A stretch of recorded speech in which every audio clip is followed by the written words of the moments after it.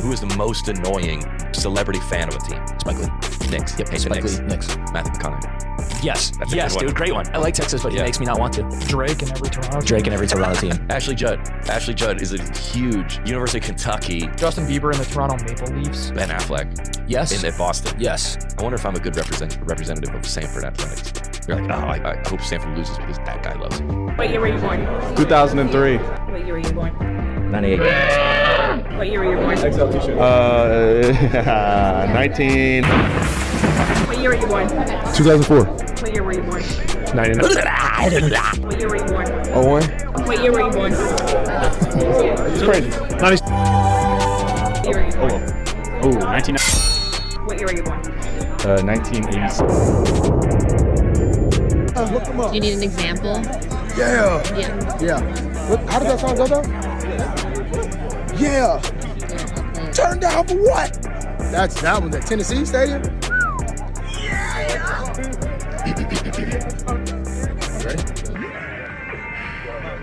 Yeah.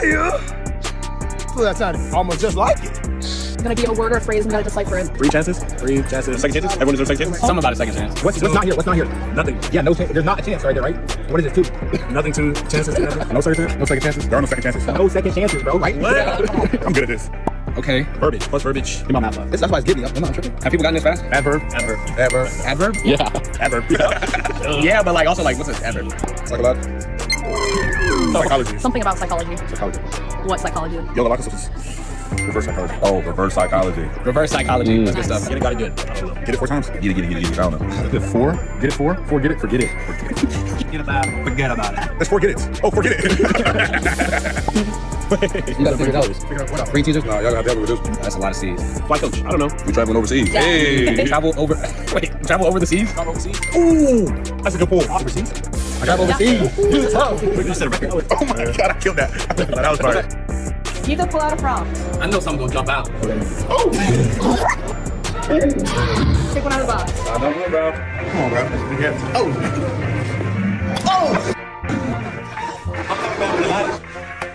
Bruh. You guys are going. Can pop a card out. Tell me something about that. Been around for too long. I know something's gonna come through. I'm gonna act like I don't know them. Oh! I see it. I forgot how hard it is to pull. It's a spider. Shh, don't tell anyone. What? Oh, I knew it. top of the other 4. Oh! It's a little big, TikTok shop. still. That's a floppy disk. What is that? Okay, like our DVD player. Right? VCR. No, but that's what's it you put in the radio? I don't know what to call it. VH tape recorder. VH, yes, that's what it is. How about this one? Game Boy. A Game Boy? It ain't no Game Boy, is it? Ain't no Game Boy. Ooh, that's a good guess. That's a good guess, though. No, sir. Tamagotchi. Yeah, I wouldn't It's a know. virtual pet, so you gotta take care of it. That's a memory card. Yeah. A CD printer thingy. Ink for printer. That's a floppy disk. What is that? What is that? That's a character? From the 90s. How about this one? Oh, That's the Rocket. it's a Rocket Glove. It's It's a Rocket Glove. Rocket glove. That's one. How about this one? Last one. Franklin the Turtle Game. So these last 3 were actually AI. Like the last. He trolling, man. Girlfriend grab the phone. Got that phone right back. You get your phone, dog. You get your phone, dog. That was the play of the season. Every man at the house was going, get your phone, dog. Get your phone, dog. TD Lamb.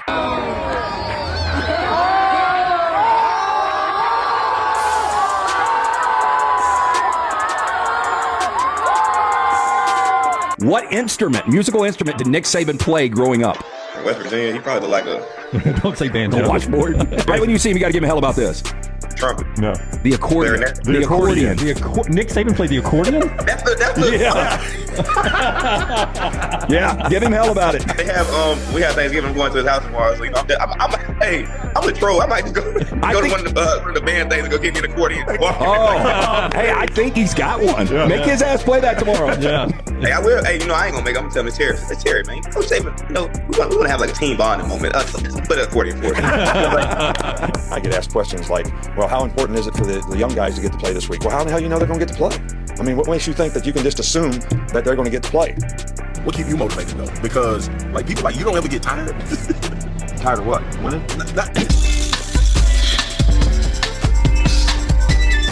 I gotta tell you, we had a meeting. Hey, Coach, things are not going well. No, Ray Charles can see that, brother. So what's next? Well, I gotta tell you this though.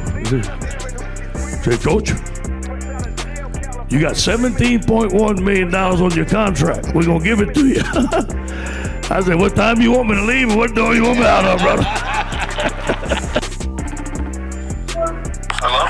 Oh, Jesus. I must have did something wrong.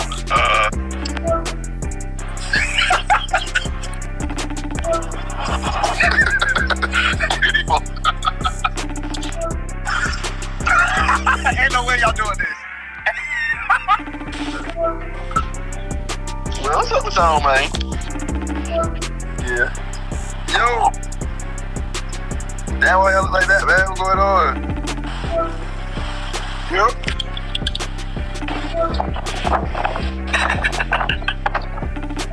What's up, Coach? Coaches? How many kids again? 8 blessings. Jeez. Still going? She gets me when I'm sleeping. Not a bad deal.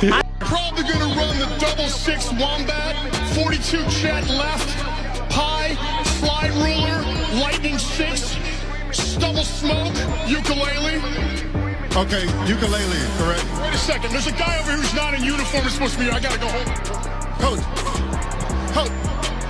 Coach. That's too fast. Chris, why the f*** you at that house? Why the f*** you at that house? Now, why is he at that? Bro, he should be in the NFL right now. He should be at training camp. Well, what's going on? This is the next Lions freaking running back, all right? Chris, let's get you on the fucking squad ASAP, all right? Quit messing around in these suburban neighborhoods. Let's get you on the fucking show. When Broderick got on the field, he committed 3 penalties, which really kind of killed that drive. Is that the reason why he didn't go back on the field? You got it. I threw my girlfriend in the pool, and then this happened. Her dad saw it, and then launched me. Ed. I think I'm just about over being your boyfriend. I need it. This was Travis Kelce when he dated his previous girlfriend. This is him with his current girlfriend. Y'all, she turned him into Uncle Rico. Tell me I'm wrong. This older guy just came up to me at the grocery store and he goes, "Hey, you look kind of familiar." And before I could answer with something, he sees my hat and he goes, "Oh, Rams? You play for the Rams?" Now listen, I could have just told the truth and been like, "No, sir, I'm built like a cheerleader for the punters." But I'm a man. I'd be lying. I'd be making up stories. I'd be writing my own narratives day to day, baby. For some reason, I tell this friendly old man, I go, "Yeah, that's me. Number 1 rammer, athlete." I think it's gonna stop there. I think we're just both gonna get our cereal and walk away. And he goes, "Oh, can't wait to tell my family about this. What number are you so I remember your last name?" It's too late now. We're talking numbers. We're talking last names. He's talking about family. Does he even have a family? Who knows? I'm riffing. I'm on the spot. I don't know things. I'm trying to think about like what a scrawny guy like myself would say. I'm like wide receivers. I think of high numbers and I'm like 95. I don't know. I said 95. Maybe he believes it. He just Googled Rams 95. Wonder if he's gonna believe it. Man, he look just like me. God damn it, he's running motion. It's Aaron! What do you think about the kid, though? Sean Johnson, he's their best player. Kid's got bad ego problems. He's cocky as shit. Tell you what, he's got daddy problems. There's no dad at home. You know? That fucker strong as a monkey, I'll tell you that. He sucks in the classroom. I'll tell you who you need to look at. Got a kid, Hunter Schuessler. White quarterback. Who doesn't want that? American dream. Not as athletic, but the kid is a great listener. The mom's in the Butcher Club. Both parents are home. Still married. Still married. He doesn't want that. I'll tell you what, he'll fit right in with your program, coach. Yeah. Go coach. Hey, big guy. Hey, I was trying to see if I can college. Yeah, do better in that classroom, son. Better in that classroom.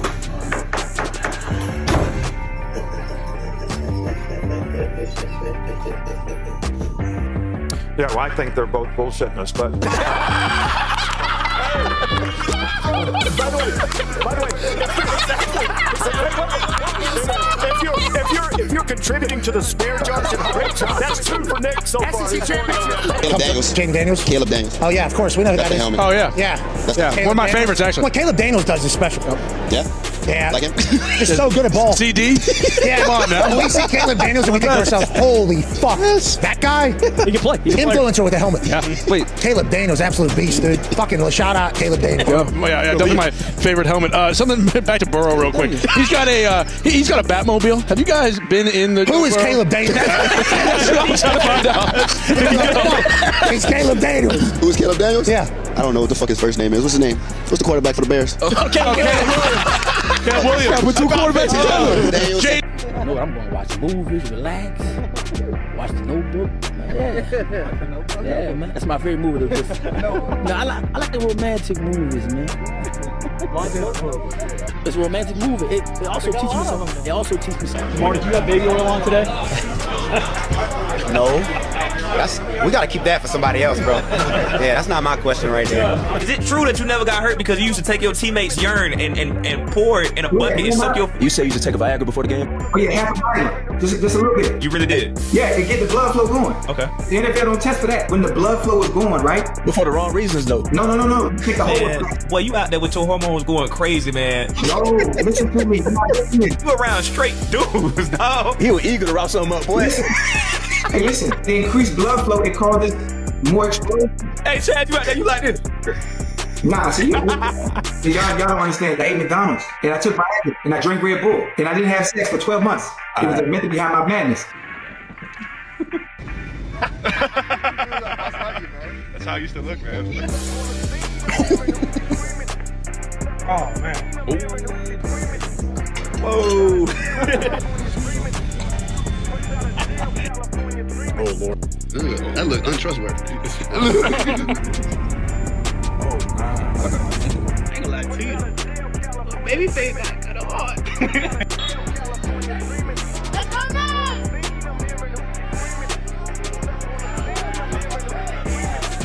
Love Island. Yes. Love Island. Hey, man, Sonic Club. Is it definitely free zone? Vampire Diaries. Okay, all right. Love it. Every little crazy, man. Oh, man, y'all just be quiet, because this is what I do. I ain't gonna lie. The original that Vampire Diaries, come on, bro. I don't need that. Hold on, man. God, like tripping, like I'm like tripping, like I'm hungry. Boys 101, men's classified school flower guys. You got Avatar, Airbender, Football Family. One D. Breaking Bad. I need to catch the damn ball. When it comes to marriages, the women lose their mind. Your fiance is going to lose her mind. Your mother-in-law is going to lose her mind. Your mom is going to lose her mind. Several of your sisters.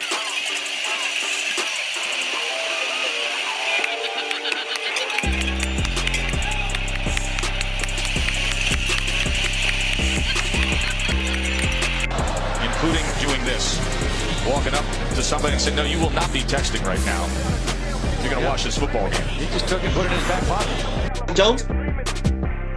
Lamar, there was that point in the season where you guys lost 3 straight, 4 or 5. Mike Jones, that's it. Mike Jones, that's it right now. So I'm sorry, go ahead. That's all right. Hey, big guy. Scott Scorsese down here at Baltimore. Yeah, about a quarter till. You know, we'd love to have you here, buddy. Oh, size of me. Yeah. How's your mama? Good. You healthy? What'd they clock you in for the 40? Woo-wee. Gotta run a whole police station, yes?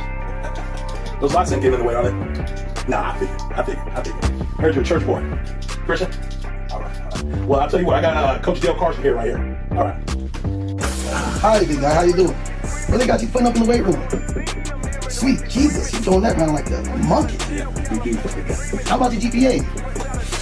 Not too shabby. I tell you what, how about I get you down to NTN Bank Stadium and you come catch some footballs for us?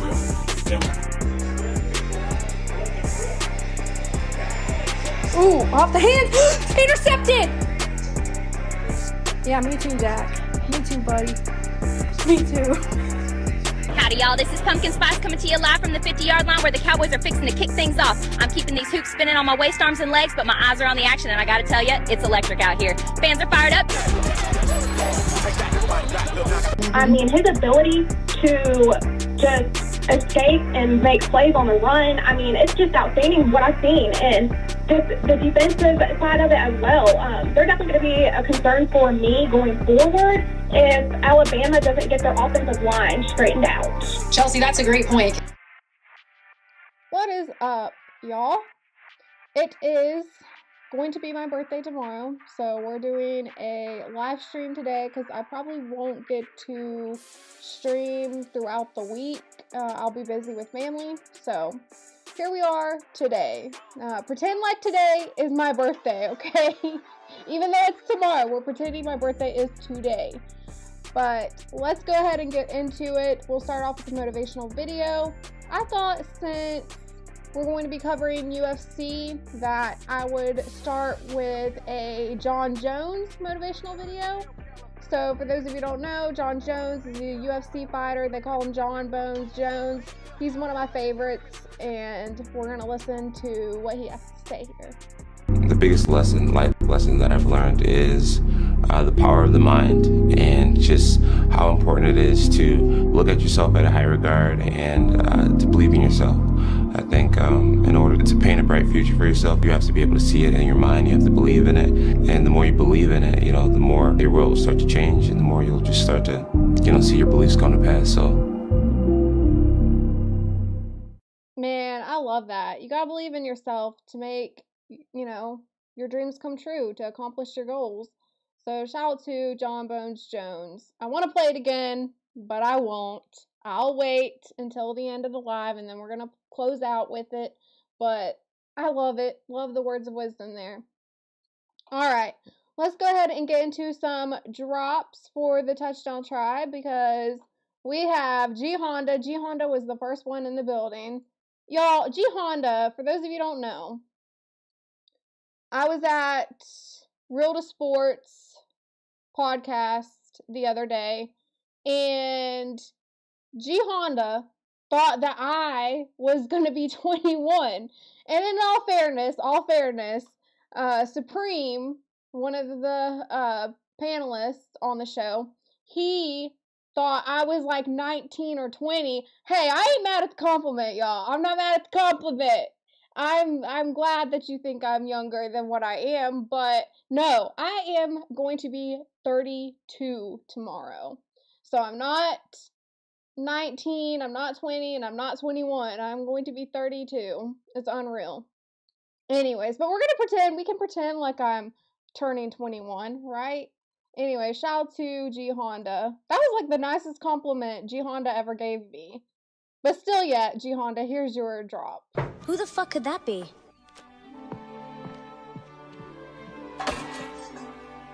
What does his weird ass want now?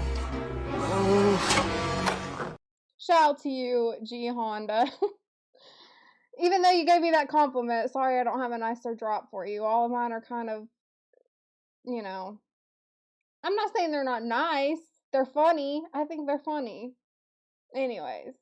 Shout out to my music producer, CDT Beats. If y'all want beats like I have, you got to go to CDT Beats. That's the only place you're going to get them, okay? He's the best in the YouTube streets. If you need something for your channel or for your TikToks or your Instagrams, whatever social media platform you use, hit up CDT Beats. But shout out to my music producer.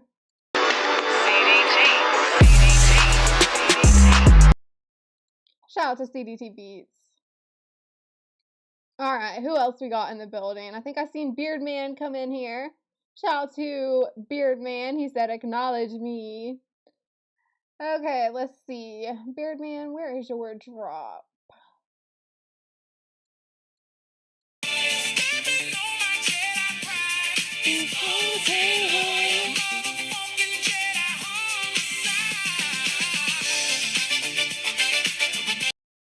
Shout out to Beardman. Alright, y'all. I think I covered everybody. Hopefully I didn't miss nobody. Yeah, okay, I think. Oh, wait. We got Sports Clutch in the building. Shout out to Sports Clutch. Good to have you here. I don't think I have a drop for you. Who's your team again? I need to add you to my list of drops if I don't already have you on the list. But shout out to you, Sports Clutch, or Sports Culture. What am I saying? Let me get my words right. Chelsea, clap it out. Y'all know how I am, okay? Clap it out, clap it out, clap it out. Okay, I'll get it right. I'll get it right, y'all. But it's Sports Culture. Shout out to you. Y'all go check out their channel, okay? Let's see. Now it's time for the Touchdown Tribe National Anthem. So all rise for the Touchdown Tribe National Anthem. Because we're Patriots over here, okay? On the Star-Spangled Banner, Fergie. Let our flag walk still there.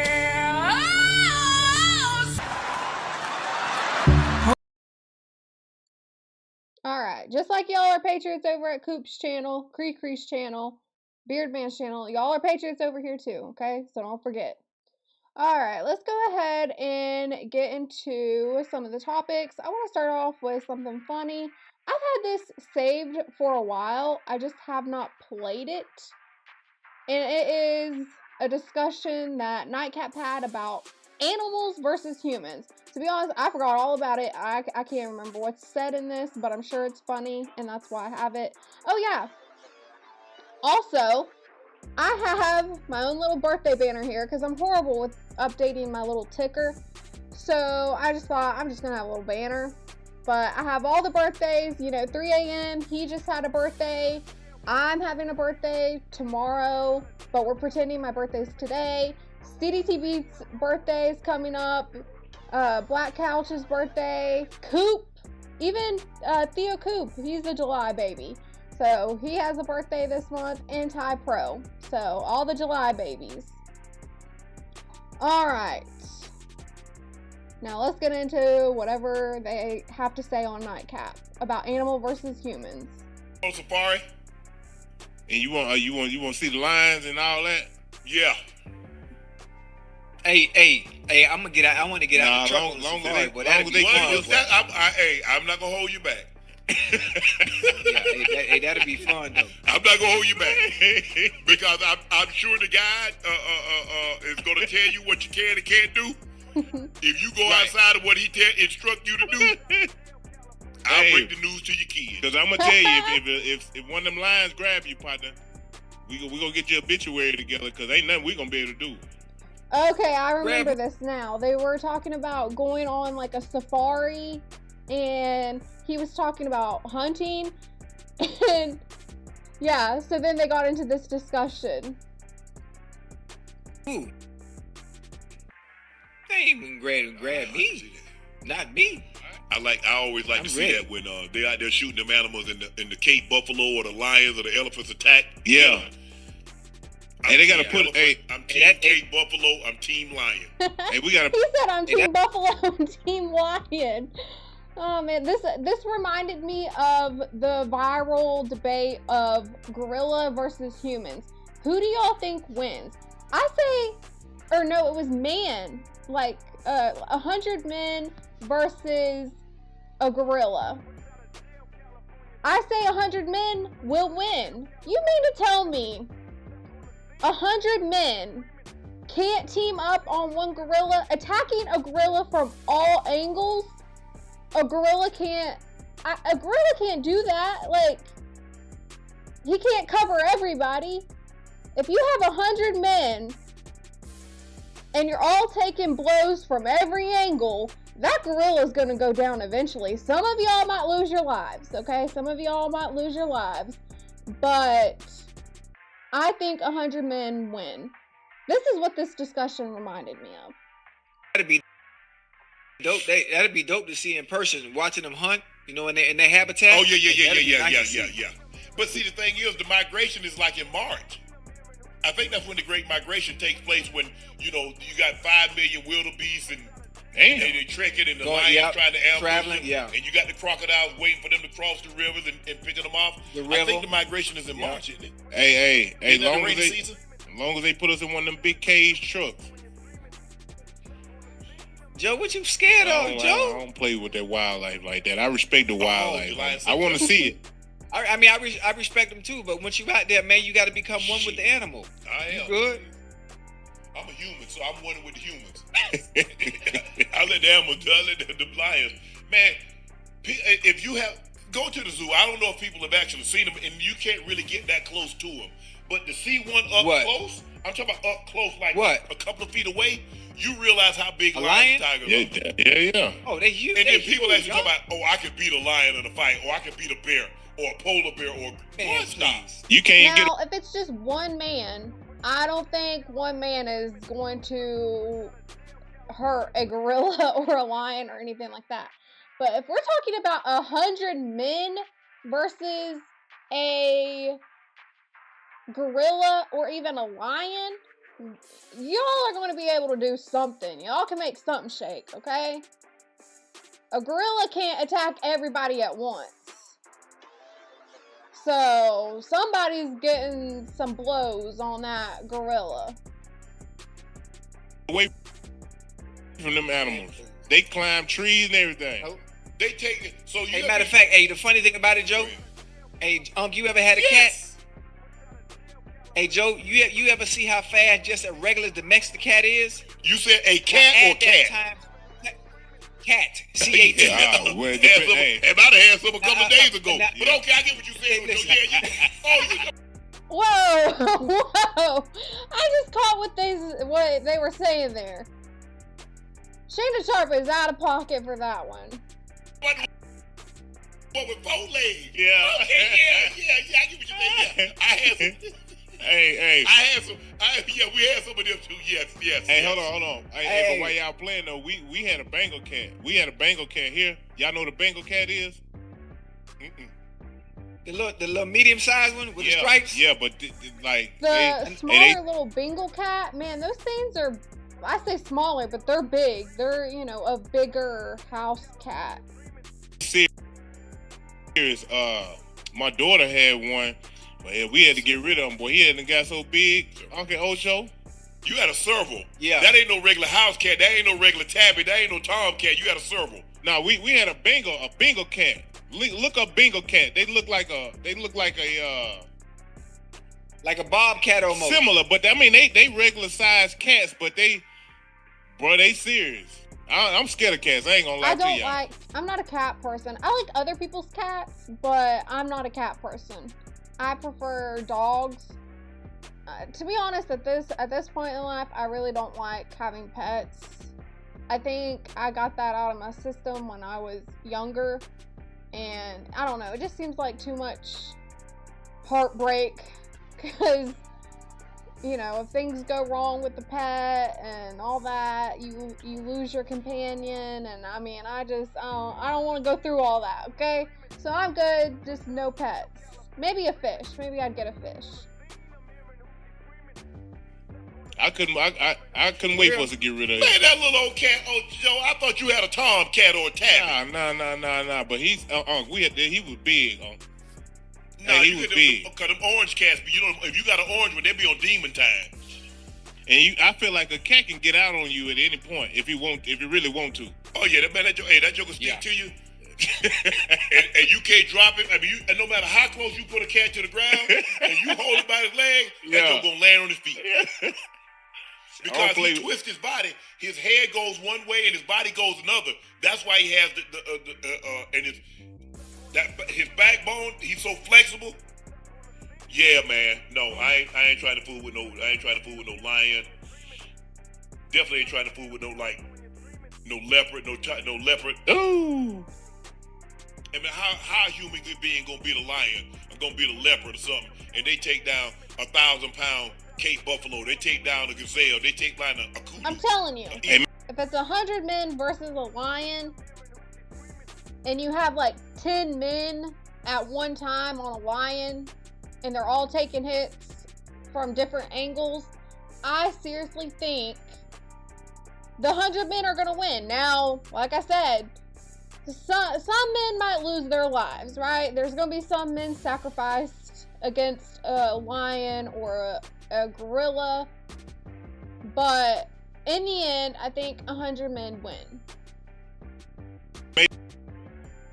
Hey, maybe we can play with some Cubs though. They got some Cubs, some little Cubs or something we can.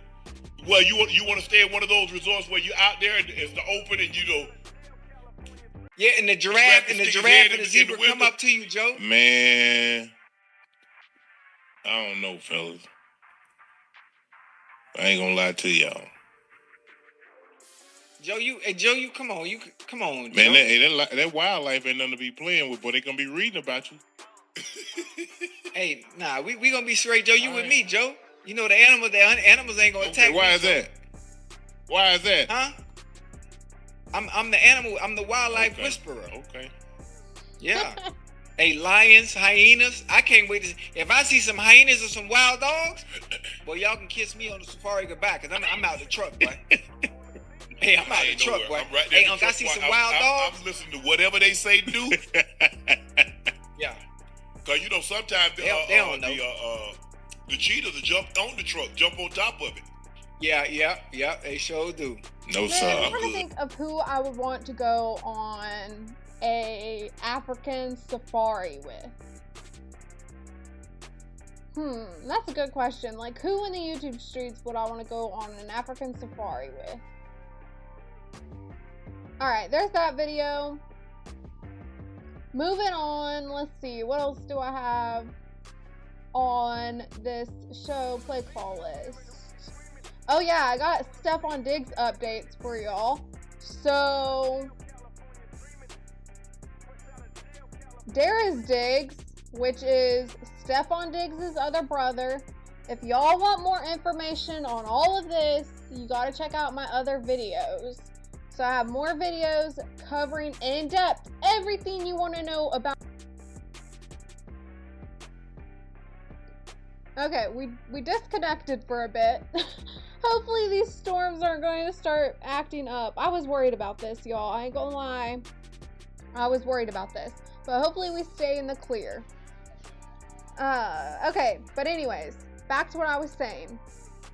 If you want more in-depth on the Diggs brothers, check out all my other videos. I can give you all the information you want to know on the Diggs brothers. But Diggs settled out of court his lawsuit. Now, he had a lawsuit against him with Chris Blake Griffith. Again, this Chris Blake Griffith is the one who has another separate case against Stefon Diggs. It's still active. But remember, and if y'all go back and watch my other videos on this, Diggs, Stefon's other brother, is the one who attacked Chris Blake Griffith in an elevator. He was found guilty of assault, and I think, y'all, I ain't happy with this right now. I'm not happy with this one bit. Tell me why. It keeps dropping. And it throws off my groove, y'all. It throws off the groove. I haven't played this one in a while. No! You threw off my groove! I'm sorry, but you've thrown off the Emperor's groove.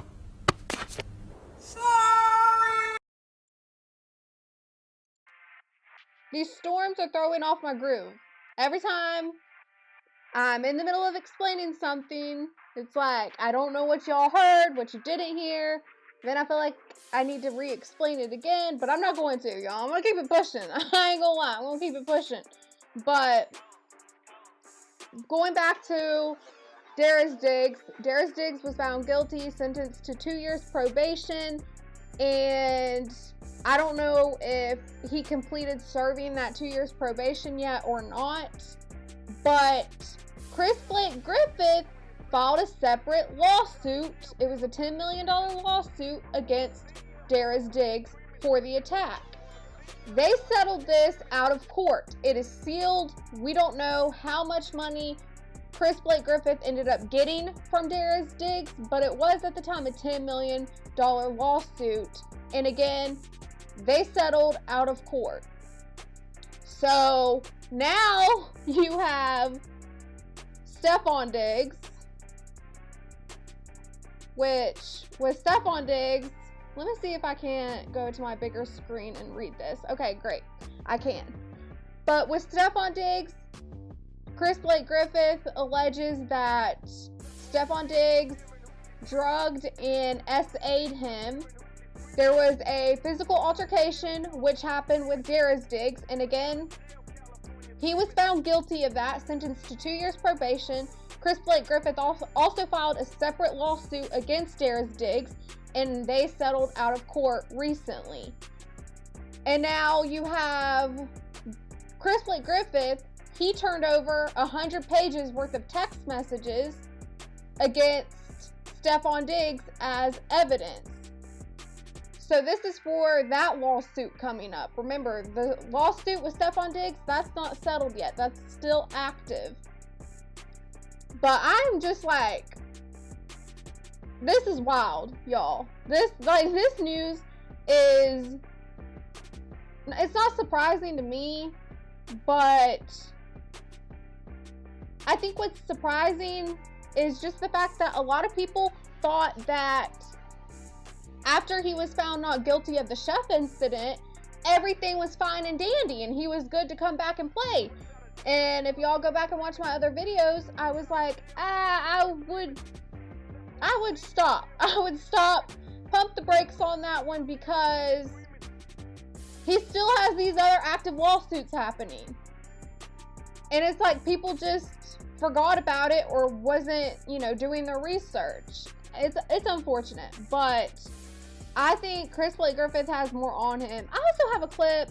I don't know if I have it up and ready, but I do have a clip from Pac-Man Jones talking about this. And in that video, Stefon Diggs commented and said cap. But it's very much not, it's definitely not cap. I don't believe it's cap. Otherwise, you wouldn't have had your brother attack him. So, I don't know. I'm more suspicious of this one. And again, this isn't a criminal case against Stefon Diggs. It's only a lawsuit. Alright, let's see if I have that video. Here we go.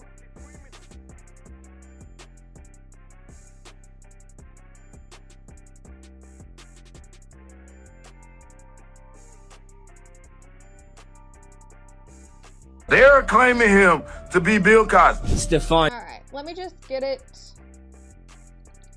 set up for y'all.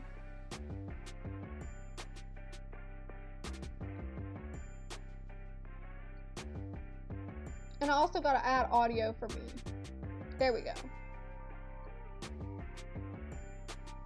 They're claiming him to be Bill Cosby. Stefon Diggs, he claims that he ate a candy that Stefon Diggs had repeatedly offered him. What? And then shortly after he began to feel disoriented, the candy may have contained a drug of some sort. Say it ain't so. According to Griffith, they left the lounge in Diggs' Porsche, and upon their arrival at Stefon's home, Diggs, quote, exposed his penis to Mr. Griffith and began, it says masturbating here back. So again, all alleged. I don't know. I have it off for kids, but I'm just like, was that too much language for a YouTube video or a YouTube live stream? I hope we're good. I hope we're okay.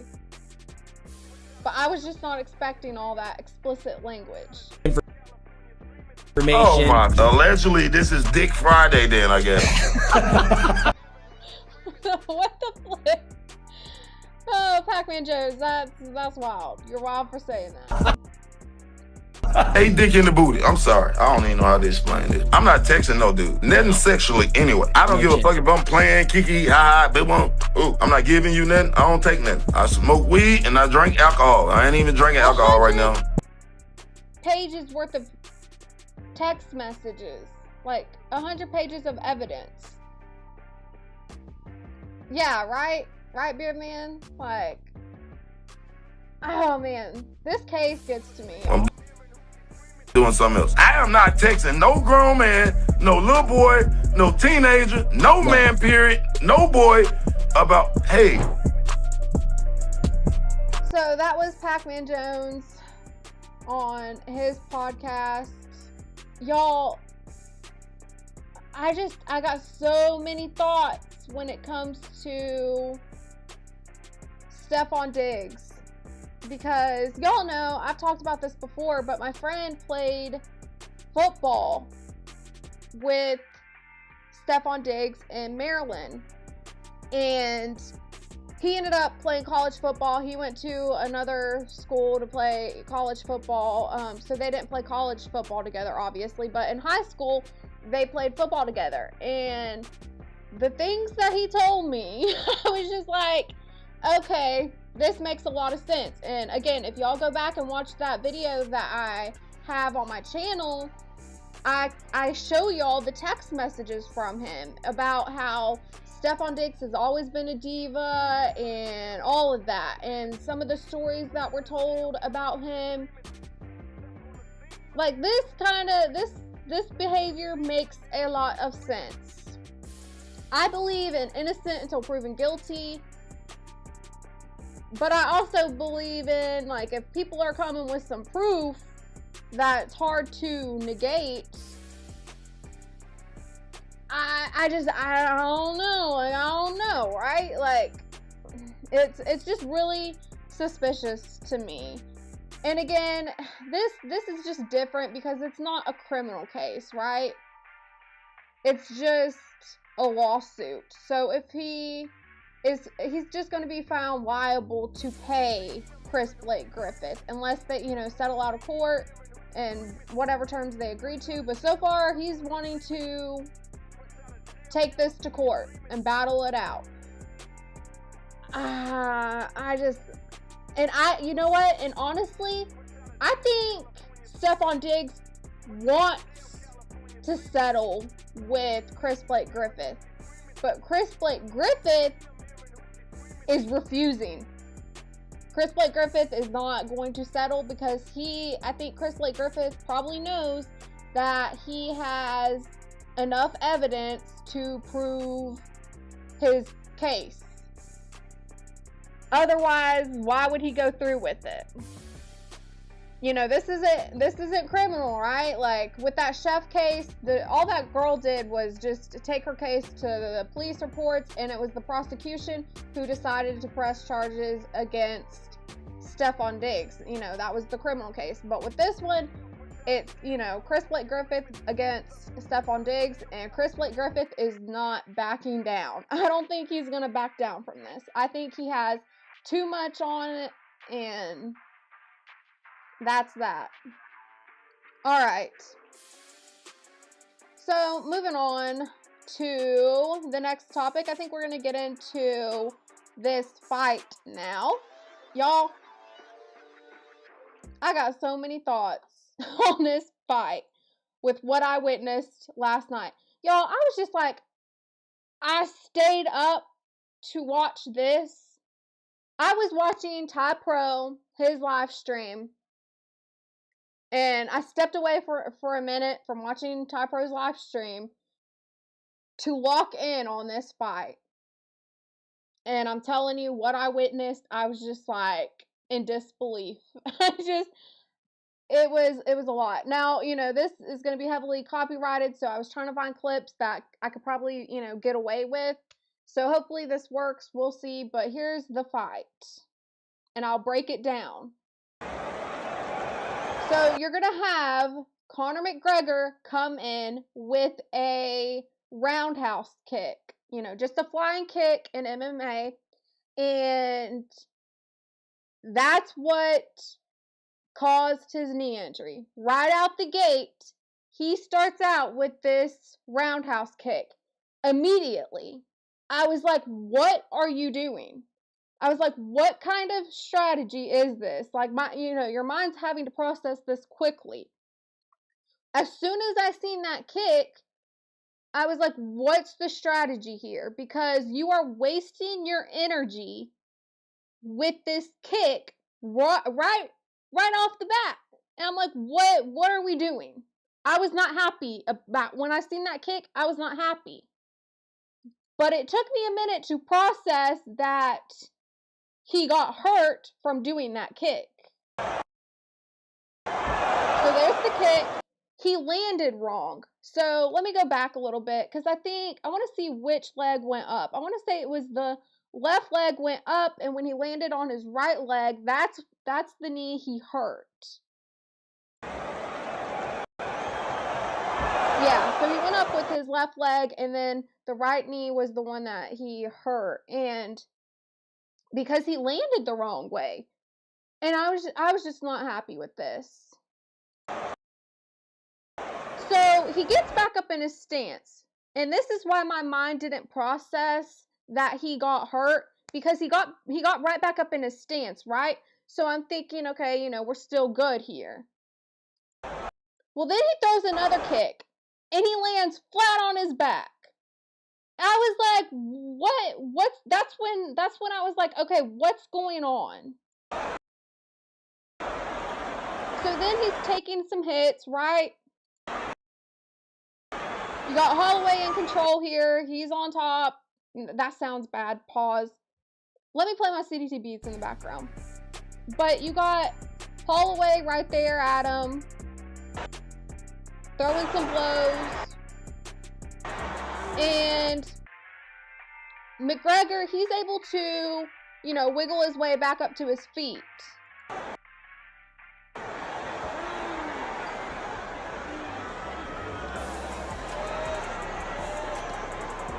So you see his leg get behind Holloway's, and he's trying to get himself back up in a stance.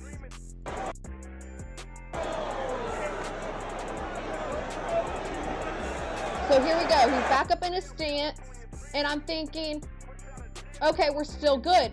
But then I start to see his knee buckle. His knee keeps buckling, and that's when I picked up, okay, something is seriously wrong here. So you see his knee buckle, but he's still trying to throw some blows. I'm not a fan. I was not a fan of this, y'all. See? His knee keeps giving out on him. He goes back to the ground. He's trying to get back up in a stance. He can't.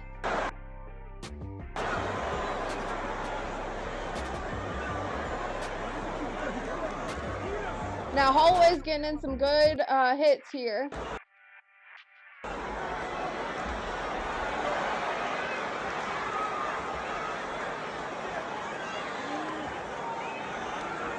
I mean, I gotta give it to Conor McGregor. He is one tough dude, because you gotta think, like, having a knee injury like that, and then still, you know, getting back up on your feet, still trying to, you know, adjust, make arrangements to get back in your stance whenever you're on the ground. I mean, it was impressive considering that he blew out his knee. So he gets back up in his stance.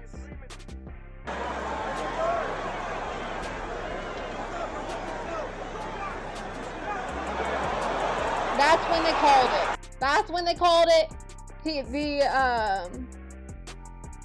Man, I want to call him ref, but ref, officiator, whatever you want to call him. That's when he called it. He was like, okay, I see that he's hurt. He's hurt. He can't continue in the fight. They call it TKO, and it's done with. This happened within a minute and 9 seconds. Y'all, this fight lasted a minute and 9 seconds. And I was in such disbelief at what I seen.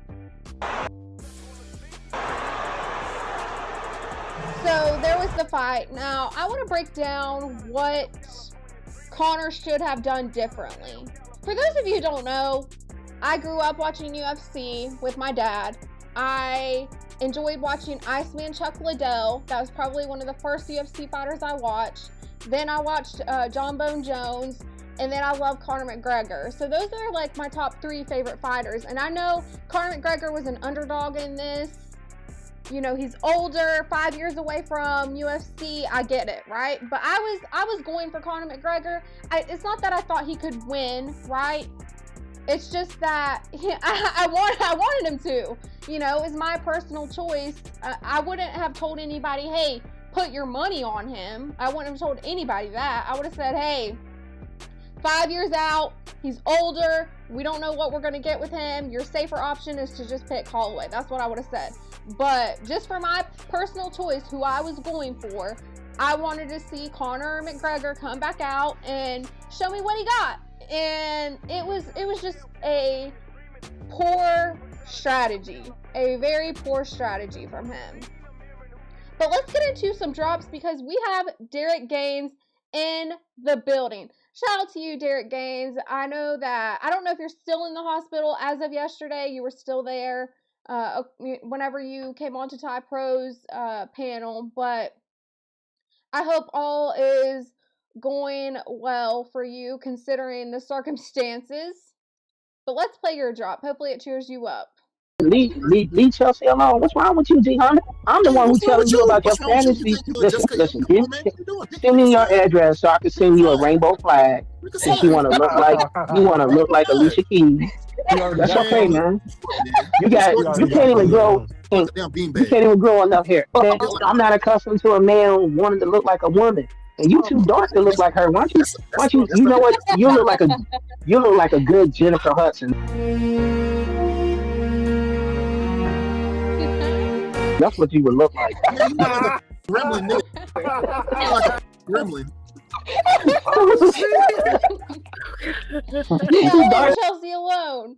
Oh man, that never gets old. It never gets old, Derek. That was too funny. I was like, man, my bodyguard, he got to get better, y'all. I called Derek my bodyguard. The way he defended me against G Honda. Oh, that was great. Okay. Now, let's get into the breakdown of what I think Conor McGregor should have done differently here.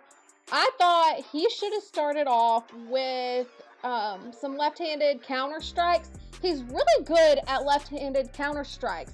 Whenever they showed a intro clip, like a clip of him warming up before the fight, it showed him doing a lot of counter strike moves. And you know, the guy, I'm assuming it was his coach or trainer, but the trainer, you know, whenever he was warming Conor McGregor up for the fight, they were doing a lot of those strategies. It was like a lot of like hand strategies, like hand-eye coordination, just, you know, really focusing on those counter strikes. Tell me why Conor McGregor came out with that roundhouse kick. I'm still so mad about it, y'all. But his left-handed counter strike, I really thought that was going to be the strategy that they went with. Like, just play to his strengths, and that's not what they did at all. It blows my mind still that he started off with that kick. But here we go. Here's a breakdown. For the first technique in this series, hold on, I want y'all. to break down. I forgot to... Let me adjust this real quick. I thought I had that adjusted, but I guess I didn't. F it, we do it live. Now let me add the sound to this for me. There we go. What is arguably the most iconic as well as one of the most effective techniques in MMA history. Now I know a lot of you guys of his left-hand counter strikes. Don't like Conor, and that's okay. You can have your opinion. So see, he misses that one. Now watch him come up with that left-hand counter strike. I'm telling you, it's wicked. In order to roll see that? martial artist. Like, you see that? Tell me why he didn't just start with that. Like, let him. I just thought Conor McGregor should have been more patient. He should have been more patient and disciplined. He should have waited for Holloway to try to throw some strikes and, you know, work on his technique of dodging them, and then countered with that left-hand strike. I don't know what the strategy was with those kicks. His kicks, I'll show y'all some of his kicks from back in the day. Don't get me wrong. His kicks are lethal. But he's older, y'all. I just thought, play to his strengths. Don't do nothing too crazy. Stay patient, disciplined. Just really focus on your counterattack and try to get it with that, right? Like, that's what I thought would be the strategy here. But he came out guns blazing with that kick. We must be able to look at things objectively, and when a fighter has a run to the title the way Conor did, we must take Now, note, I don't know especially what all is in this, but we'll break it down. Okay, so see, this is a perfect example here from this angle. Now, you see that guy try to take a blow, and he barely is, you know, scratching the surface here. So Conor will keep his distance, but also kind of let them, you know, get a little bit close enough to try to land a hit. But as soon as he sees you throw that, he's countering. He's countering with that left-hand strike. when that entire run was See? based around Look at the left-handed strike. Single, highly effective, highly specialized technique that works for him. It's a technique that relies heavily on timing, reaction speed, distance management, accuracy, speed, and it doesn't hurt to have super long arms like Conor did either. Now you'll see some of his kicks here. This is some of, you know, his great kicks. You know, my dad, he actually taught me how to do some of like these dead leg kicks. And I actually did it to a guy. I actually had a crush on this guy. I didn't know how to flirt. I ain't gonna tell you what he said, but he said something and I dead legged him. He went down, y'all. I dropped him. He was in such shock. Keep in mind, I was a freshman in high school when I did this.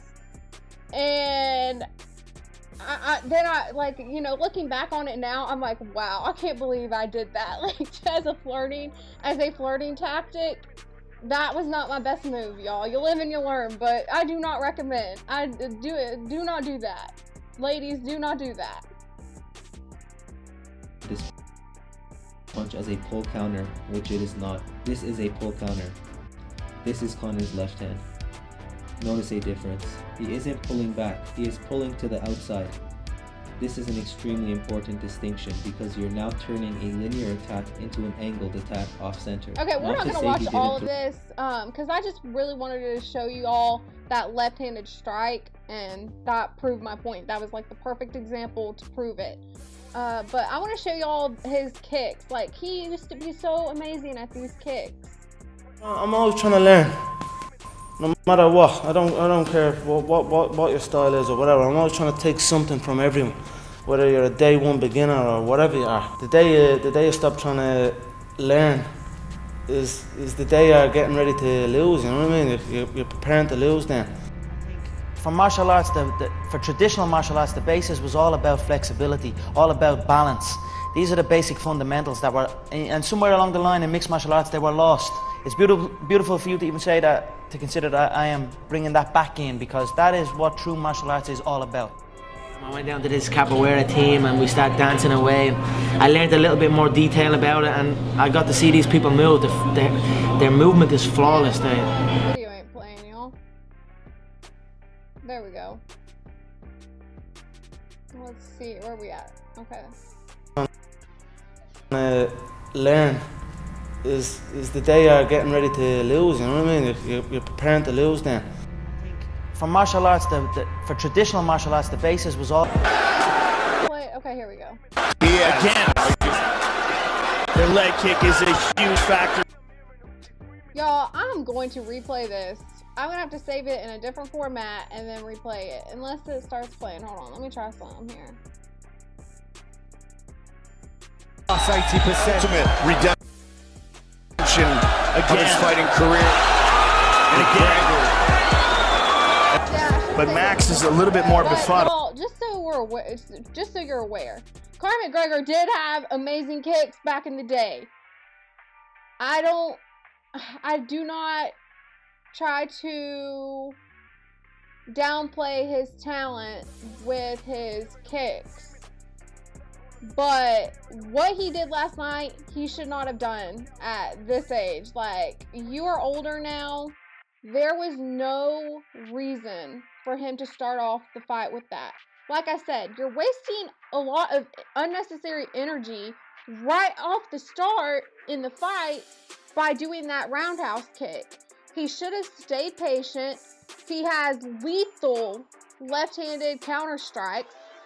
Why not do that? Like, I still can't comprehend why he went about it the way he did. I don't know what the strategy was. Conor McGregor, for those of you who don't know, he left the fight afterwards. He didn't even stay for interviews. I don't blame him. I would have been ticked off at myself too. So he left the fight. Holloway, shout out to Holloway, y'all. I thought Holloway was very kind about it. He, you know, was giving Conor McGregor his props and said, hey, like, this ain't easy. You know, shout out to Conor McGregor. You know, I want to see him back for a third fight. So right away, Holloway's already, like, trying to get it out there that there needs to be a third fight here, and shout out to him for that, because I thought, you know, much respect to him. But Conor McGregor, he didn't stay for interviews. He left. He got the heck out of there. I don't blame him. One, he was already injured with the knee injury, and I'm still waiting to hear, like, the details of how significant that knee injury is. But I'm telling you, I want to see Conor McGregor come back. I'm not even gonna lie. Hopefully that knee injury isn't too severe. But I want to see Conor McGregor come back. I don't think he should go out like that. I think he should at least be able to stay in the ring and do a little something. Show me a little something. Show me more than what I got last night. And I think Conor McGregor can still do that if he just has a better strategy than the one that we seen last night. Alright, y'all. I want to get into some fun, which, let's see, what videos do I have? I think I have some, like, NFL Family Feud. There was one, like, I just made friends with these guys over at Roll Tide Nation, and they did a video on a Bama Family Feud, and then I also saved one that's like a NFL Family Feud, and I think it was from like a year ago, so some of the answers might be older answers that you would have to give, but I thought it would just be fun to, like, play. I might get mad at I'm not gonna lie, I might get mad at the Bama one. I did watch a little bit of it. Let's see. What else do I have? Oh, I also have some, like, funny clips. I don't know if I saved the one, actually, of the NFL. What's up, Pooh Man? It's all good.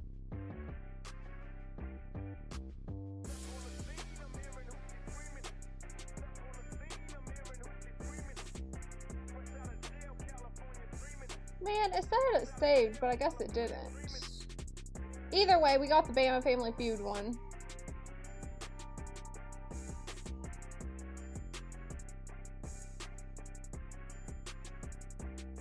And I'm debating playing these, like, funny clips. Or I should save them for the intro. Yeah, I might save them for the intro.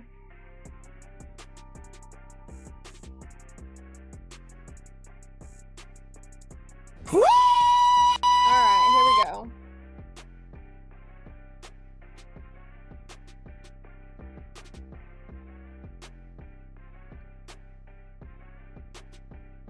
Now, these are my new friends over at Roll Tide Nation. If y'all want to check out their channel, they're the ones that did this video. I gotta put on the sound for me, y'all, so. Man, did I grab the wrong video? I grabbed the wrong video, y'all. We'll get it together. We'll get it together, y'all. F it, we do it live.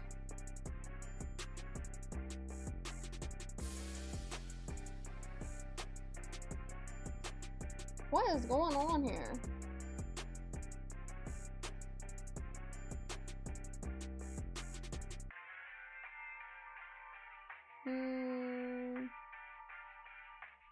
All right, there we go. I got it, y'all. Took me some time, but we got it. Pooh Man, I'm gonna play your drop since you came into the building. Shout out to you.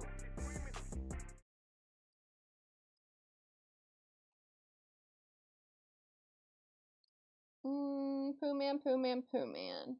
Rolex wearing. Woo! Diamond ring wearing. Woo! Kiss stealing. Woo! Wheeling dealing. Woo! Limousine. Shout out to you, Pooh Man. And no, I don't know if I got to read the question yet. I think I've seen a link that you sent me, but I don't know if I got to read the question. Yeah. Alright, here we go.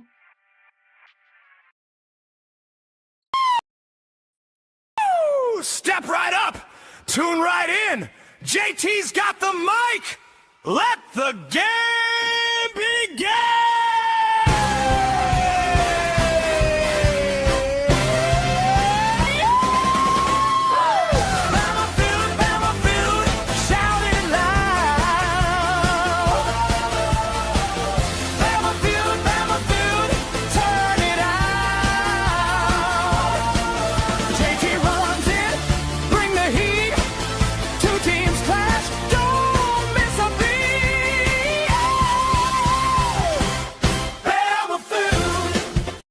And now, the host of the Bama Feud, the only man Nick Saban will let check into his vacation rentals before 3 o'clock, JT the Bama fan.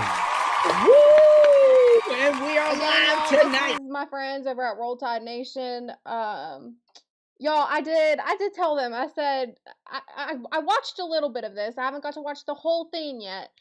But when I was watching a little bit of this, I was kind of, I'm not gonna lie, it kind of ticked me off at the start because I was like, y'all didn't do the rules right, because you hit the buzzer, and if the team doesn't get the number one answer, the other team has a chance to steal if they have an answer that's higher up on the board. They didn't do that. And you know what he told me? He said, he told me some BS like, yeah, well, we were just making our own rules for this game. And I was like, I ain't buying that. Stick to the rules, y'all. Stick to the rules. Anyways, what's up, Big Natty? Good to see you in the building. Let's play your drop. Gotta remember where I'm at. 55 seconds. Okay. Gotta play Big Natty's drop. It's always a good one. Y'all, the race is probably on right now. Yeah. I need to watch that race. Let's see. Big Natty. Come on, Clint! Oh. God! He's still down there. Still there. Yep, he just come up and wrecked the hell out of you again on purpose. Y'all have it going. Back flop.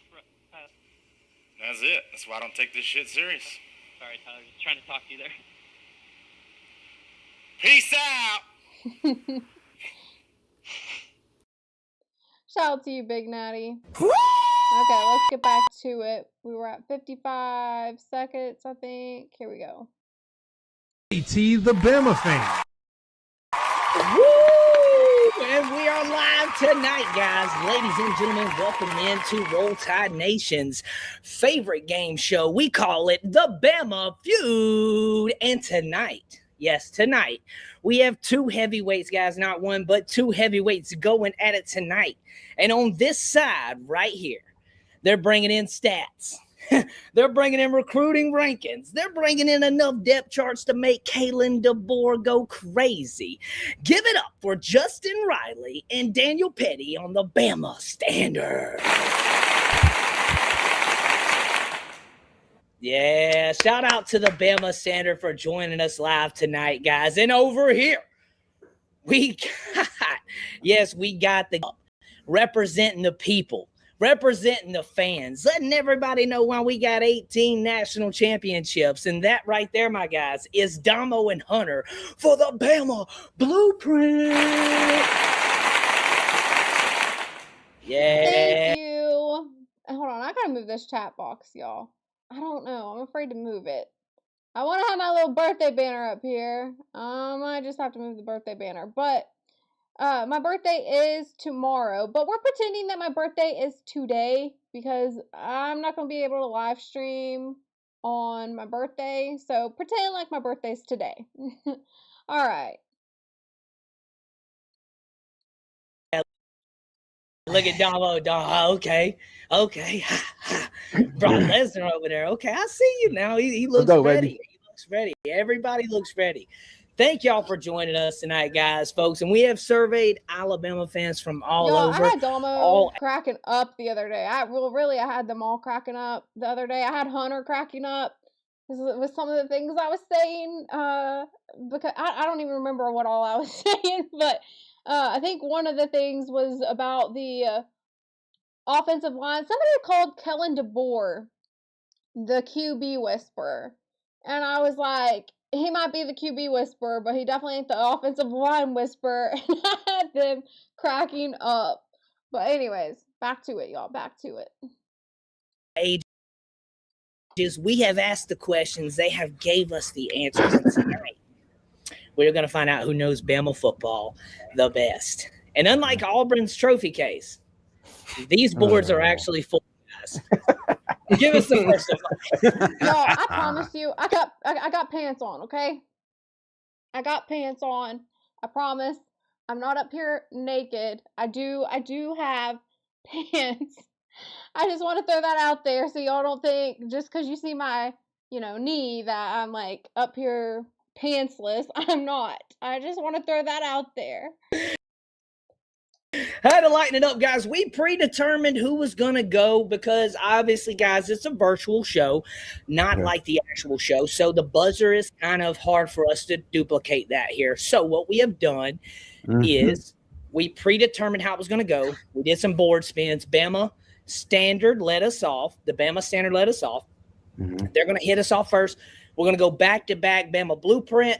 We're going to go back to the Bama Standard on the fourth one. And for the fifth topic tonight, guys, we will flip a coin on whoever's winning. We'll call that coin who gets to go first on the fifth topic. So getting right into it tonight, guys. As y'all can see this, y'all have had time to think. I gave y'all 30 seconds to kind of read the screen maybe. Name a former Bama player that Bama fans would like one more season with. Justin Riley, lead us off for the Bama Standard. Like I said, I listened to the first start of it, but I didn't get to see the rest. I said Derrick Henry. What the heck? Okay, I'm just gonna let it play. I'm gonna let it play, but I said Derrick Henry. What's one more? Gotta go with the king, Derrick Henry. Oh, the king, Derrick.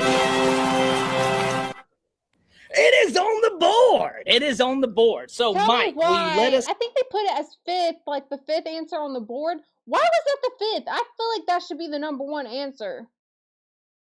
Anyways, it was fifth on the board, I think. No. Where King Henry is on the board. Because I'm telling you right now, King Henry at 4 points at fifth. Remember, there's 5 answers on this board, guys. Okay, there's 5 answers on this board, okay? So Derrick Henry is fifth, okay, for 4 points. So that's 4 points to the Bama Standard. I pointed to the wrong team, sorry, guys. To the Bama Standard, 4 points, okay? So Petty is up next, okay? And at the bottom, you'll see the question rolling with the answers edited in. Shout out to Big Mike for that. Daniel Petty, I'm going to ask you, name a former Bama player that fans would like one more season with. David Palmer. David. Oh. On the board. What? That is 1X. That is 1X. That one is not on the board. Golly. Oh, that one. Okay. That one shocked me. Okay, that shocked me, Petty. That one just shocked me. I feel like my whole game's rattled now. I'm done. No. Hey, long game, baby. There's a long game. Okay, it is not over in the first quarter. Daniel Petty just got it off. He said Palmer was not on the board. Justin Riley spinning it back to you. That's 1X. Y'all got 2 more, and we're gonna flip maybe back over to the boys over on Bama Blueprint. See, this is what ticked me off was usually if the other team comes up with the number one answer on the board, they steal it. But they didn't implement those rules. I was like, what the flip? See him over there thinking already. Justin Riley, name a former Bama player that fans would like one more season with. Bryce Young. Oh. That is on the board. Bryce Young is on the board. How many points is Bryce Young? 7 points at 2. That is a good. So the 2 pick and the 5 pick off the board, guys. 7 points for a total of 11 points right now for the Bama Center Cast. 7 plus 4, basic math. Yes, I do have kids in grade school. Roll Tide to that. We have Daniel Petty coming up next, guys. Daniel Petty, I'll have 1X right now. No need to sweat here. No nerves after I've got. Look, I'm going to stick with the same team, go quarterbacks, and go with our man. You see my legs, Beard Man. You see my legs. But I got pants on, y'all. I got pants. I proved my point that I got pants on. Tua. Is it on the board? Son of a bitch! Two X's, guys. I will say, Hold on. We got to huddle in, Damo. We got to huddle in. All right.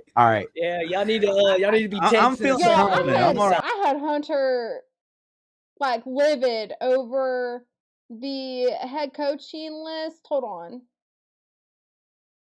Let's see. Do I still have it on here? I want to say that I do. Here we go. The CFB head coaching rankings. I had him so upset over that because I told them, I was like, hey, y'all need to check out this list. And they started going over it. Hunter was so upset. He was like, how do you have Lane Kiffin here? And I mean, it's not, y'all, keep in mind, this is not my list. This was from, I think, CBS Sport, or no. This was ESPN's top 10 head coaching rankings for, like, the best head coaches. And they had flippin' DeBoer at 10, tied with Miami's head coach.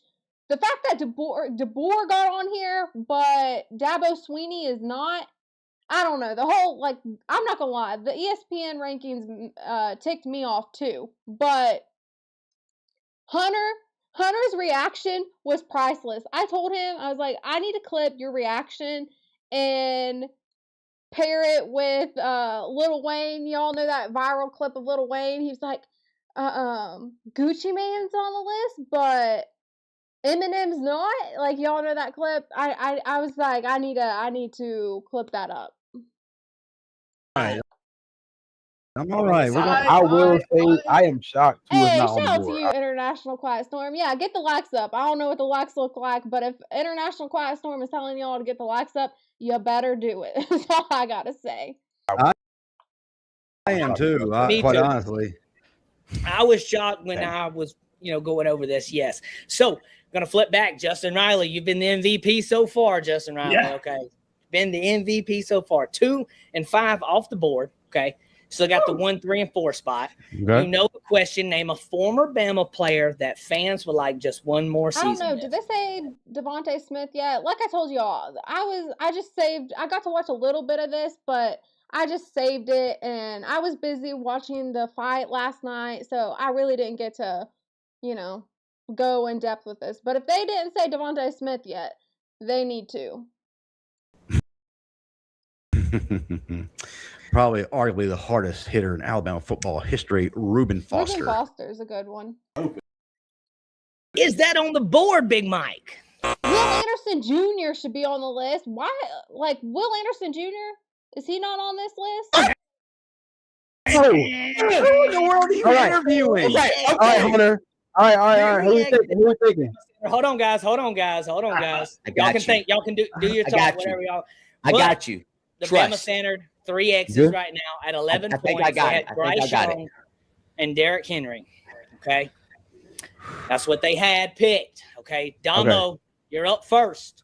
Damo, you're up first for the Bama Shout out to you, Blueprint. Postman. Thank you for the happy early birthday. We're pretending like today is my birthday because I'm not going to be able to live stream tomorrow. To be honest with y'all, I don't even know if I'll be able to live stream throughout the week because I'll have family. We'll see what happens, but I might be busy with family. But hopefully I'll be able to stream throughout the week. If not, that's why. It's because I'm busy with family for my birthday week.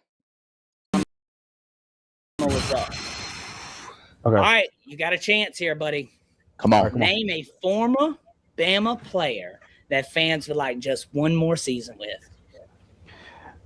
I'm gonna go Julio Jones. Julio. Wait. Julio's a good one. Not gonna lie, Julio, I would go. My favorite wide receivers, for those of you who don't know, it's actually Amari Cooper, then Devontae Smith, and then Julio Jones. I know that's very controversial. I know it. A lot of people are like, why? What the heck? Why would you put anybody above Julio? Here's my point. And I actually, y'all, my friend Christian, he played for Alabama. He was like, that's actually a really good point. So when I'm getting feedback from former Alabama players telling me like, hey, I'm making good points here, I'm not mad at my picks, y'all. But I have it in that order because Amari Cooper broke Julio Jones's records, right? And then he was on the fast track to get the Heisman. Like, he was already runner-up to the Heisman his junior year. But he opted for the NFL. If he had stayed, his numbers would have been even higher. Devontae Smith, there would have been no matching it for Devontae Smith, right?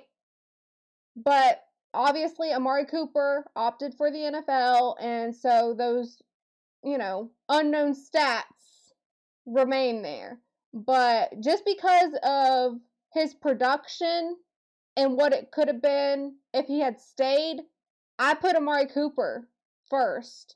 Then I put Devontae Smith second. Obviously, Devontae Smith did, record-breaking things in his own college career with getting the Heisman as a wide receiver, the first wide receiver to get the Heisman since Desmond Howard back in like the 90s. So I put Devontae Smith second, and then Julio Jones. I feel like Julio Jones, I would have put Julio Jones higher. I think Julio Jones would have been more outstanding than what he even was if he had had a better quarterback. But nonetheless, that's my order for my favorite wide receivers. Where does Jerry Jeudy stack up in the top 10? Oh, that's a good question. I would put Jerry Jeudy fourth. I would put I would put Waddle on the list. I would put Ruggs. I don't know if I said Ruggs, but I'll put him on the list. Let's see. Who else? Those are all that's coming to my mind. But yeah, Jerry Jeudy I would probably put after Julio Jones. Gotta have Waddle on there. People forget this, but when Waddle was there, he was actually the wide receiver projected to win the Heisman. But Waddle got injured, and when Waddle was out, that's when Devontae Smith stepped up and did his role, and then he took over and ended up getting the Heisman. But Waddle was the one that was projected to get the Heisman at the time. It's unfortunate, that he got injured, but it is what it is. I'm happy for Devontae Smith. But I would put, Waddle up there, and definitely Henry Ruggs. Hey, shout out to you, Ty Pro. Let me go to y'all's drops. Let's see. Where are we at? 7:38. Okay. International Quiet Storm, I need to get a drop for you. What type of drop would you want? Send me one. International Quiet Storm, you need to send me one of what drop you would want for you, because it would have to be a special one. We got to have a special one for you, because you are, for those of you who don't know, International Quiet Storm, he is so generous in the YouTube streets. He does great modding as well, so shout out to him. But Ty Pro, let's see. Let's play your drop.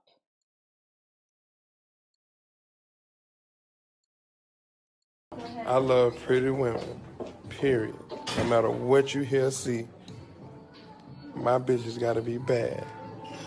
My lady, my one lady. Shout out to you, Ty Pro. Oh, where were we at? We were at 7:38, I think. I got off track. Talking about the wide receivers for Bama. Y'all, at one point in time, you had Devontae Smith, Jerry Jeudy, Henry Ruggs, and Waddle. I think it was all four of them at one point in time in the wide receiver room. It was locked and loaded wide receiver room. Like Devontae Smith, I think Devontae Smith was talking about it in an interview, and he said, you know, you basically had wide receiver ones across the board. So whenever, you know, your first wide receivers were out, then you had another locked and loaded wide receiver taking over. So it was like they were constantly getting points on the board. I'm going to go Julio Jones. Yep, there it is. Julio Jones. It's Julio Jones on. Man, y'all, I'm not too mad. I ain't gonna lie to y'all. I'm not too mad at G Honda right now, just because he gave me a really nice compliment the other day. For those of you who don't know, Real to Sports, I was over at their channel, and Supreme, one of the panelists on there, Supreme, he thought I was like 19 or 20. G Honda thought I was 21. Y'all, I'm gonna be 32. I'm gonna be 32. It's hard to believe, y'all. Let's pretend like I'm 21 though. Okay, we're gonna pretend I'm 21, but I am telling y'all my real age. I am gonna be 32. Doesn't seem like that's my real age, but it is. The board, Big Mike. And that's a steal. That's a steal for the Bama Blueprint. Julio Jones at 3 for 5 points. So we'll transfer those points over there. And what we'll do is we're going to continue to play this topic, okay, because we still have answers. So I want you guys to go ahead and let's try to fill it out real quick. Okay. Damo, Hunter. Hunter, you're up. Name me a former Bama player that fans would like one more season with. Devontae Smith. Devontae Smith has to be on the board, y'all. I said Devontae Smith. Devontae Smith, is that on the board, Big Mike? That is on the board. That is on the board. Where's that at, Big Mike, on the board? It's at 4. Ooh, 5 points at 4. Damo, do you want to try to guess this last? I think what's this last spot? Like number 1. That's crazy. The number 1. And this is a tough one, guys. That was a decade off. Yeah, G Honda, you were off. But you know what, G Honda? Typically you're I don't know, you're hit or miss. Sometimes you're mean to me, sometimes you're nice to me. I think now you're being a suck up. Maybe now you're just giving me compliments to be a suck up. What is it that Pooh Man tells you? Pooh Man, I can't remember what all you said about G Honda, but whatever you said the last time, that was so true. Like maybe you're onto something, Pooh Man. Maybe G Honda has a crush on me. He called y'all. G Honda called me Team Topanga, and then he proceeded to say that he had a crush on Topanga, and I'm like, that's funny. That's funny that you are denying having a crush on me, but yet you're calling me the off-brand version of Topanga. I don't know, G Honda. I don't know. You're kind of suspicious. Oh yeah. Stop hitting. That's it. Yeah, Pooh Man. That's what you tell them. Stop hitting on the host. Wait, Damo, y'all have won the round. I was just trying to get through it and be fun because y'all already won. So there's no way to lose it now. I just wanted to get through and see who. Damo, name a former Bama player that fans would like one more season with. I'm going to go with... I got to think of one, y'all. I got to think of one. I don't even know who all they said. I know they mentioned Julio Jones. I don't think Julio Jones was on the list. He should have been. Tua wasn't on the list, I don't think. Man. I think Will Anderson Jr. should be on the list. Mark Ingram. Mark Ingram. Is that on the board? Mark Ingram's a good one. Good answer. I'm going to hype him up on that one. Good answer.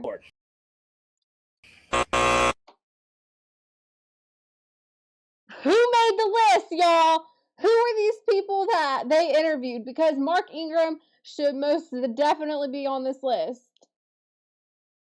I don't know. Maybe they didn't want to have too many running backs because you already got Derrick Henry on the list. Will Anderson Jr. I think hands down Will Anderson Jr. Mark Ingram is on the board. Big Mike, show us the rest of the answers. We'll go ahead and get off this topic right here because what'll happen next? Jameer Gibbs. Wait, hold on. Wow. I just realized I didn't have the answers fitted to the screen. We're gonna stretch this out.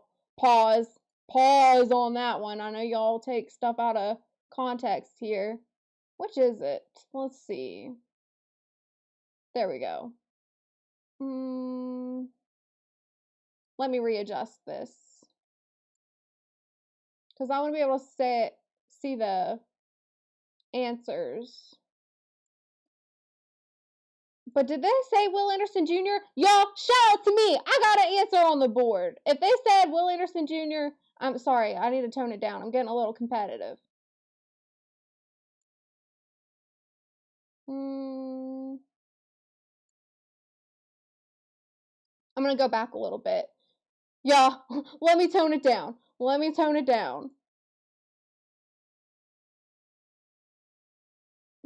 one is it? Hey, calm down. I don't like your tone.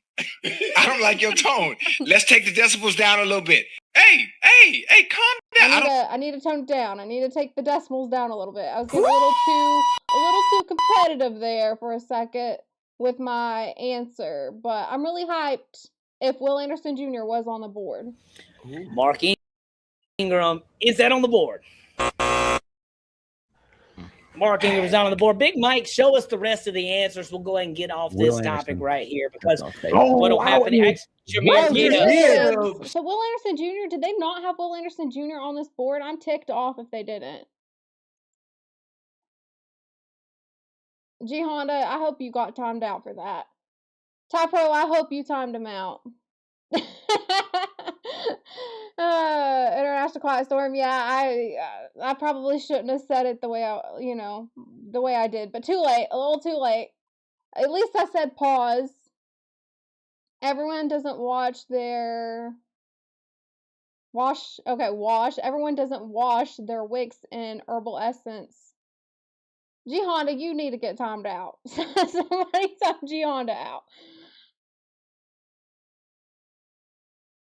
Let's see. Where are we at here? Okay, hold on. I gotta find the video. There we go.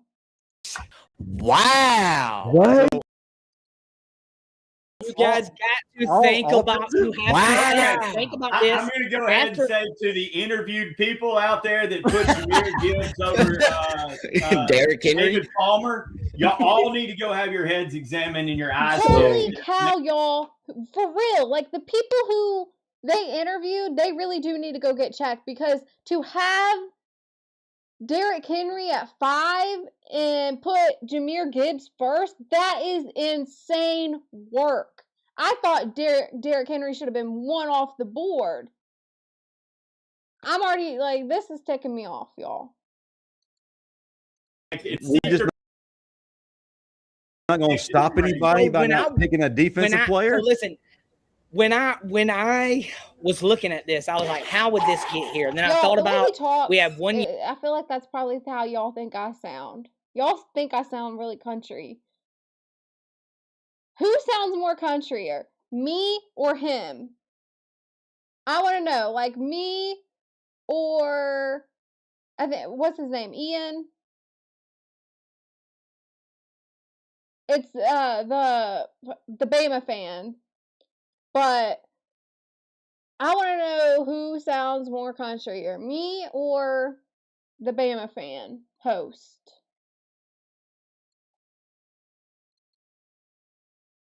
Here with them, how the run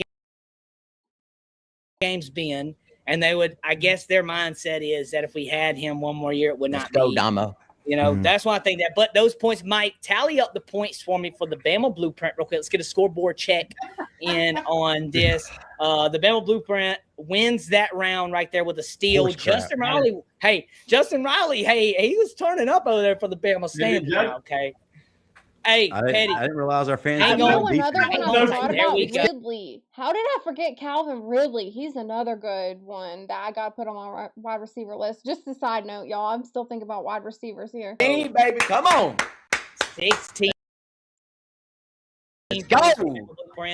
So, all right. So, this You're hilarious. What is G Honda doing now?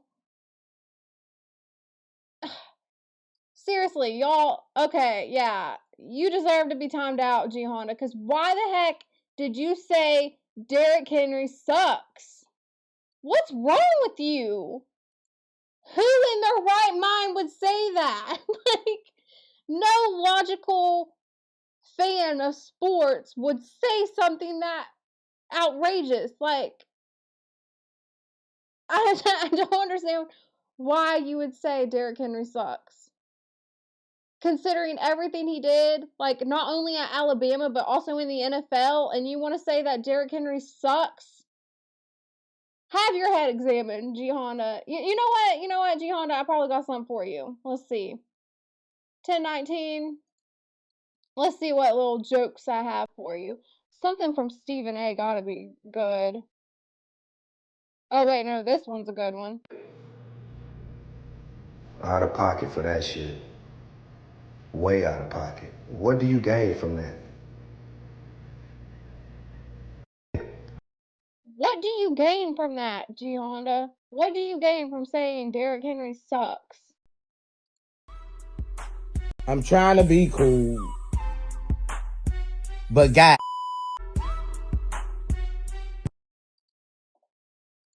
Hey, what's up? What's up? DT Hope, we're playing. Oh my gosh, I'm so excited that you're here because we're playing Bama Family Feud. And G Honda just said that Derrick Henry sucks. Can you believe that? Like, who in their right mind says Derrick Henry sucks? G Honda wears a bonnet with no hair.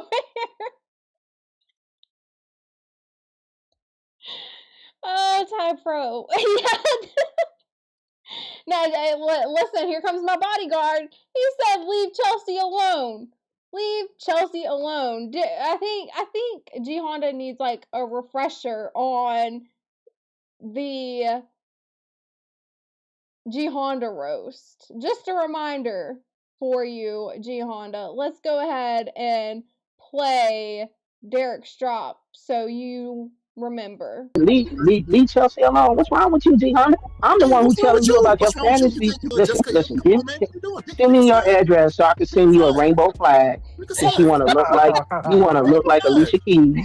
That's okay, man. This is great. You had me, A-Team, Derek, Ty Pro, and Pinball all on this panel with Go Cree. And then, of course, you had G Honda. And G Honda, like, man, he was being mean to me in that. And then they all got tired of it. Shout out to y'all. But they got tired of it. Derek started roasting them. And then Ty Pro got in on it. And then A-Team even defended me. And it was over for G Honda after that. You can't even grow. You can't even grow enough hair. Okay? I'm not accustomed to it. Derek said, you can't even grow enough hair. Man wanted to look like a woman, and you too dark to look like her. Why don't you? You know what? You look like a good Jennifer Hudson. That's what you would look like. Gremlin, nigga. Gremlin. You too dark to be Alicia Keys. You look like a Jennifer. The way Derek had us all hollering. Hey, G Hudson. G Hudson. If y'all are wondering why we call G Honda G Hudson, it's because of this. You look like a gremlin and Ty Pro look like a predator. That's your name for the year. That's your name for the year. Oh man, yeah. You switch over to Jennifer, man. We'll call you G Y'all, he Hudson can from now. spell Jennifer with a G instead of a J. The G can be a little bit silent. We'll replace the letters there. On. Jennifer Hudson. Mean girl. Chelsea got real hard. Chelsea with that big ass head. Look, he needs some milk. Hey, I told you to leave Chelsea alone. I told you to leave Chelsea alone. Hey, Chelsea, just let me get your hat. I'll both head at the same time. I told you to leave Chelsea alone. It's getting bad. It's getting worse for you, man. Just let it go and live for Man, y'all, that was great. That lives rip free in my mind. Okay, back to it. Back to it, y'all. Step right. Let's go back to where we were at. Hang on. There we go. Team, baby, come on. Yeah, Jennifer. Team. Jennifer Dudson. That's too funny. We even got his name ready, y'all. We got his name ready for him and everything. Brent. So, all right. So, this is going to be a very, very, very, very fun round here next. Big Mike, give me G Honda, you tried. G Honda, you tried. That one, that don't work. That don't work. G Hudson, haven't you learned? I don't think he's learned, y'all. Next question we have for him. Name a current, actually, before I say this, Damo Hunter for the Bama Blueprint. Okay. Yes, sir. You guys are up now. Okay. You have this one and one more, and then the Bama Center gets the last. But as we just saw, who goes first does not necessarily matter. Okay. So, Damo, Hunter. Like me missing everything. Let me go. Damo's gonna Hunter's gonna lead off right here. I'll let Hunter lead us off. Okay. Hunter, name a current Alabama player everyone knows. We got to go with Ryan Coleman Williams. Ryan, that's a good one. Y'all, he changed his name. I can't get behind that. But he hyphenated his name to his mother's last name. So now it's Ryan Coleman Williams instead of just Ryan Williams. It's like, I just call him RCW. He sounds like a root beer name. But I just call him RCW now. Coleman Williams on the board. That right there is 31 points. Good answer. Come on. In consensus. What a way to go. So, do you guys want to play? Yes, sir. We would love to play. Lead off.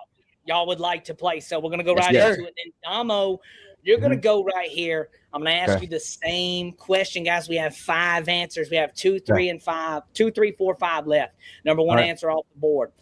Damo, name a current Alabama player everyone knows. Keelan Russell. Ooh. Is Keelan Russell on the board? He is on the board. Give me K-12 at number 2. I ain't gonna 6 hold points. I'm not good with this roster right now. It's like I've just not been impressed with anybody, so it's like difficult to remember all their names now. I know that there's like QB debates of who's starting. Like I've heard like talks about Russell and all this stuff, but I don't know. Like I don't remember the rosters like I used to in the past, and I feel like I need to be better about that, but it's difficult when you're not seeing anything that stands out to you. It's difficult to remember anybody's name. It's like, show me something impressive to make me want to remember your name. You guys can see Ryan Williams was a lot of the answers on this one right here. So coming up right here, we have no X's right now, no pressure on Hunter. Name a current Alabama player everyone knows. We're going to go to Deuce. We're going Zabian Brown. Is Brown on the board, Big Mike?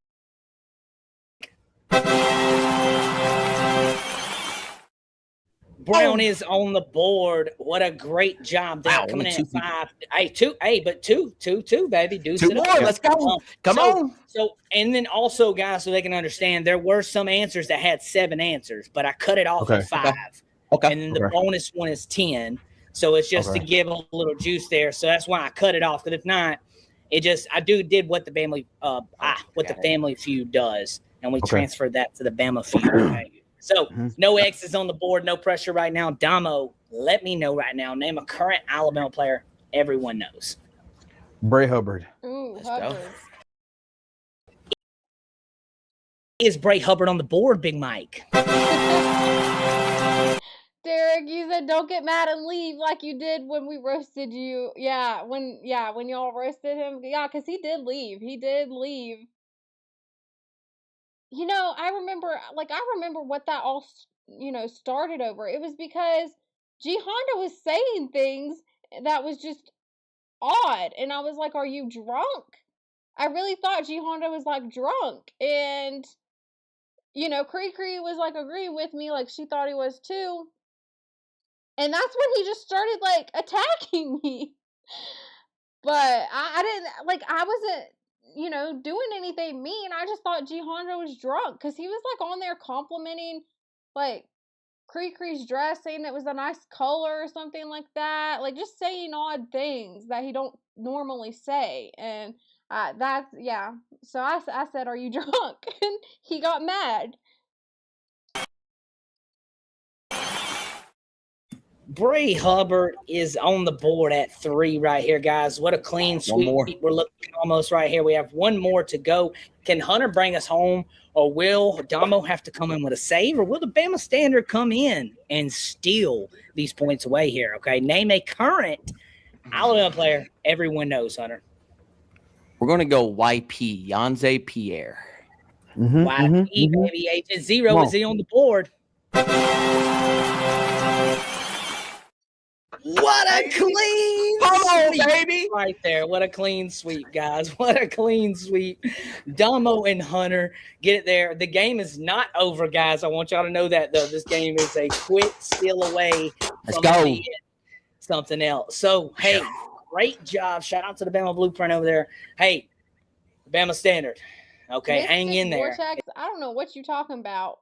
All I know that's familiar is Avengers Doomsday.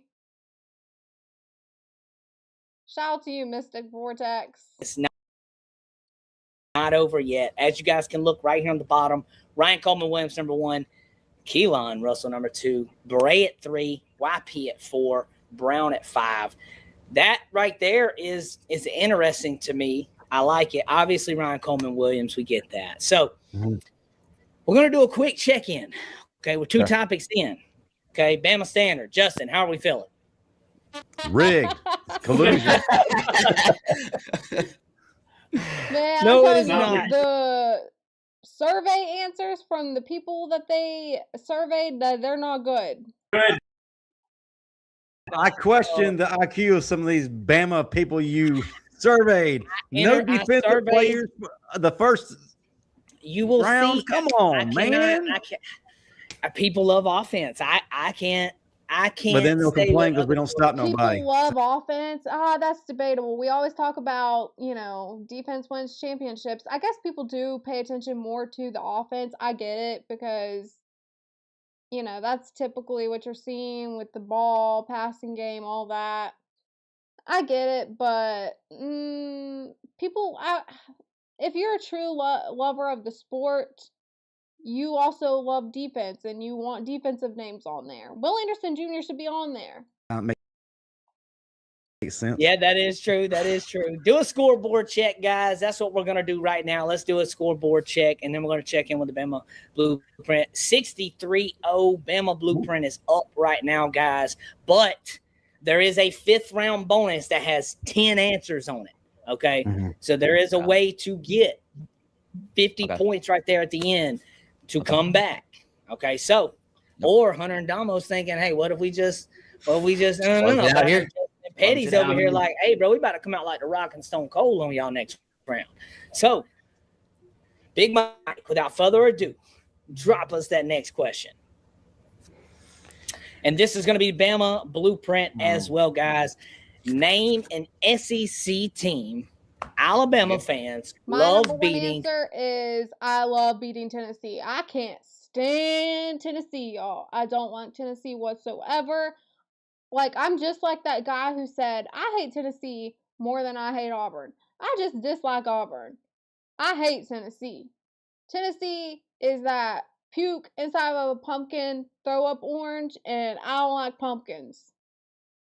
And they're sore losers because they're not Alabama, and their stadium looks like a garbage truck worker convention. I'm that guy. I am that guy when it comes to Tennessee. I can't stand Tennessee. So I love beating Tennessee. Honestly, I don't like Tennessee.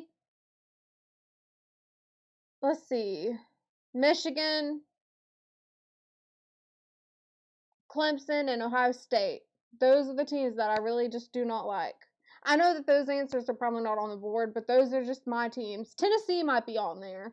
Tennessee, Auburn, LSU, Florida, they might be on there. Damo. It's on Damo. Yes. Let's go. Yeah, Tennessee. Tennessee. Oh, Tennessee. better Big be Mike. on the board. It's Tennessee on the board. Tennessee is on the board. So it's the number guys. 2 answer. So I'm assuming Auburn's number 1. That's a good one right there. Hunter, give me another SEC team that Alabama fans just love beating. We got to go little brother in Auburn, Alabama. Auburn Tigers. Ooh, what about them Tigers, baby? What about them?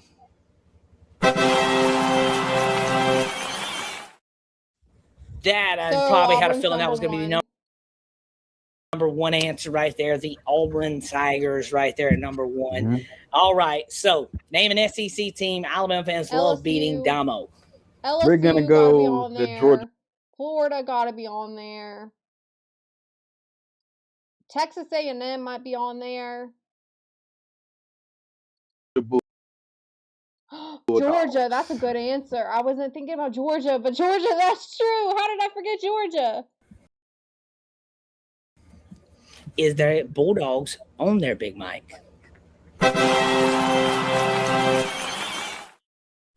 Well, I wonder where that's at. Is that number 3? Do we know the fans or do we know the fans? That is very number 4. So I wonder what's number 3. Yeah, I can't believe I forgot about Georgia. Shout out to Dom for that one. A fun one right there. Georgia is the team that you want to beat all the time. Hunter, name an SEC team Alabama fans love beating. We're going to go with the LSU Tigers. D-Money. Let's play your drop. Let's see. We're at 1654.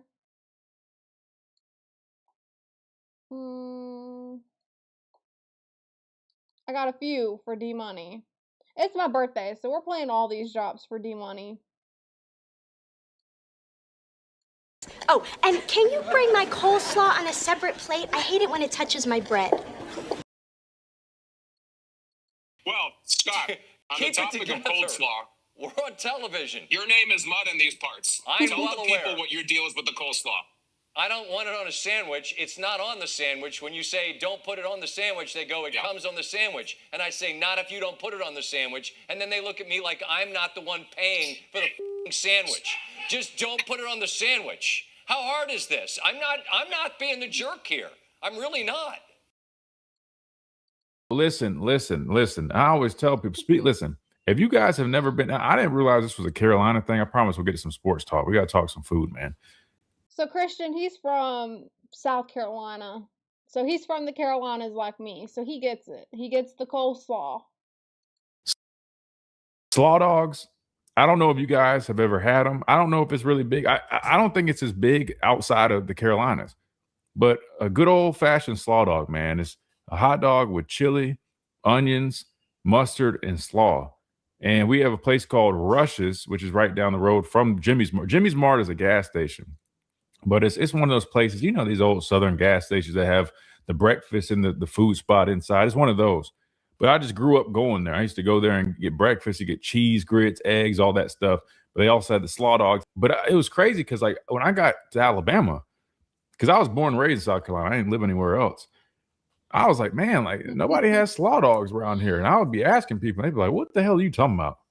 I think they thought it was just like a hot dog with only slaw. I'm like, no, man, you got to throw everything on it. You know, it's a whole deal. But anyway, I guess it's like a staple to the Carolinas. You got to check it out. Now, shout to the Carolinas, y'all.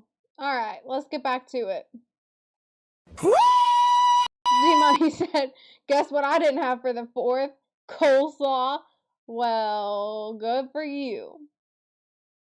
You could at least bring me my coleslaw, though. Where's my coleslaw at? Where were we at, Pooh Man? I know that you put a timestamp in here for me. Let's see. Was it 1654, I think?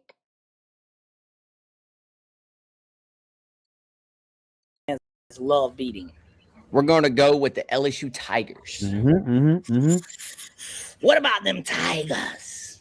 Hey, that was actually pretty good. If y'all know Coach O, his accent. Oh, 1624. Okay, good enough. We're good enough. Hopefully we didn't miss, I don't know, maybe I should go back a little bit. Hopefully we didn't miss too many answers. I'll go back a little bit. So, name an SEC team Alabama fans love beating. Damo. We're going to go the Georgia Bulldogs. Hey, what's up, Uncle Rick? Good to see you in the building. How's it going? Oh, yeah, y'all, I'm sure most of you are already subscribed to D-Money and Uncle Rick, but if you're not, make sure you subscribe to D-Money's channel and to Uncle Rick's channel. Bulldogs own their Big Mike.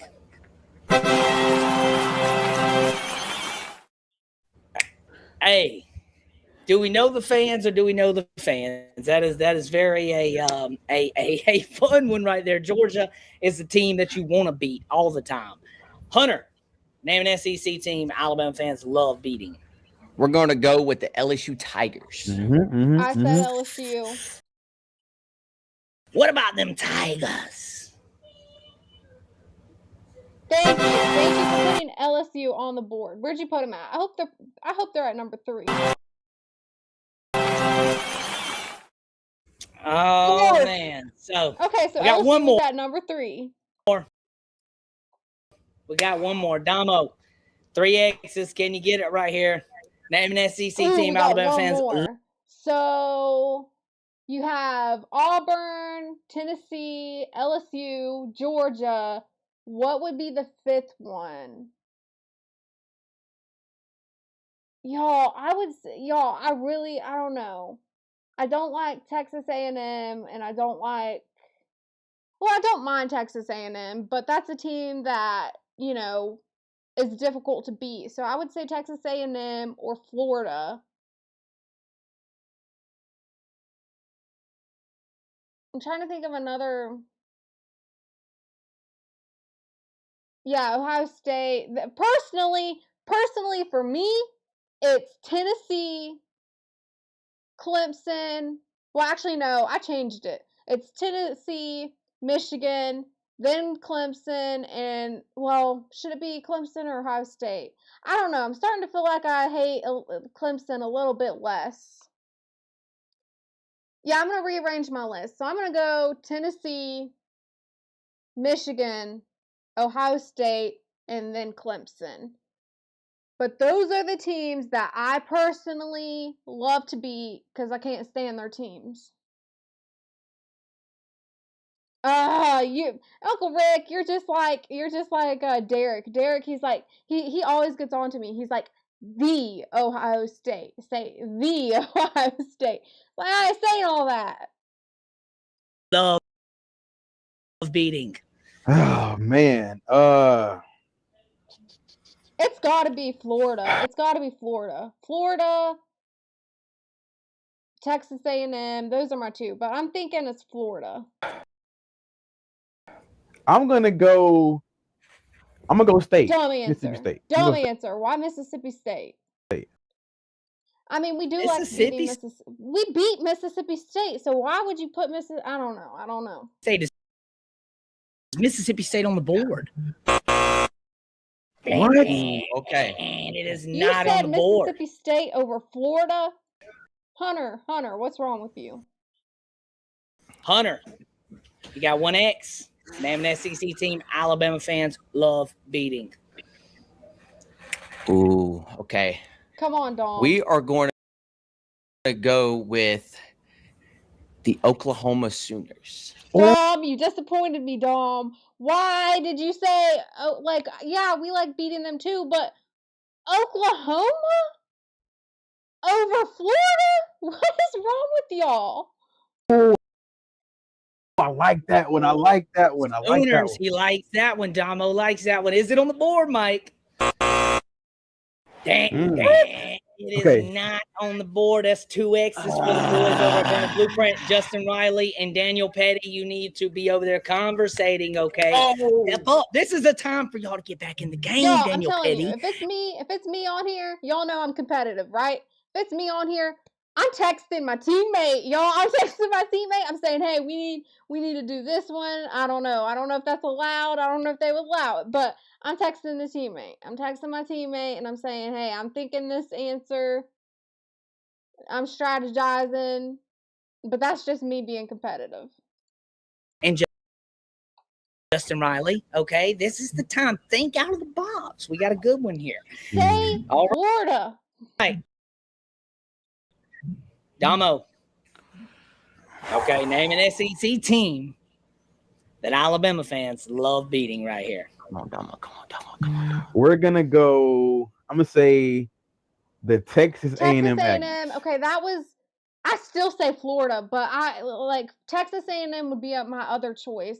I hope Texas A&M's on here, but I ain't too hopeful.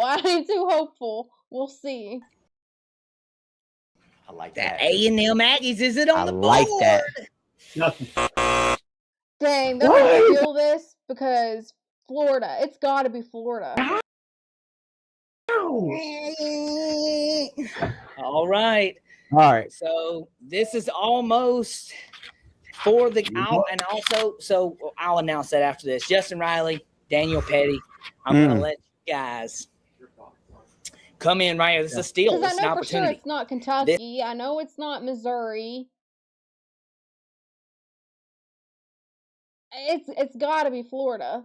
This is it's not South Carolina. Can't be Vanderbilt. It's got to be Florida. Opportunity for Justin Riley and Daniel Petty. Okay. Who wants to? I'll give you the option. Who wants to go? Have you looked at your phone? Okay. Are you good with? I'm good with it. Okay. So they said they're good with their answer here for the steal. Name an SEC team that Alabama fans love beating. I'm so disappointed that Damo and Hunter didn't say Florida. What's wrong with y'all? Oh, is the Florida Gators on the board, Big Mike? Oh! What the heck? Who did they survey? Who did they survey on this Family Feud? Because why the heck is Bama Feud? But why the heck is Florida not on here? Who do you have over Florida and Texas A&M? This better be good, y'all. This better be good. I'm talking it better be Michigan, Clemson, Ohio State, somebody, because why? Like, why did you? I don't know. Well, actually, it's Michigan, because the question specifically says name an SEC school, so it has to be an SEC school. So it can't be any of the other ones. That's why I said Florida or Texas A&M. It can't be South Carolina. It can't be Kentucky, and it can't be Missouri, and it can't be Vanderbilt. Who do you have? We already listed Auburn. Let's see, who was second? Was it LSU? No, it was Tennessee. So you have Auburn, Tennessee, LSU, Georgia. Why is Florida not on the board? I'm so mad, y'all.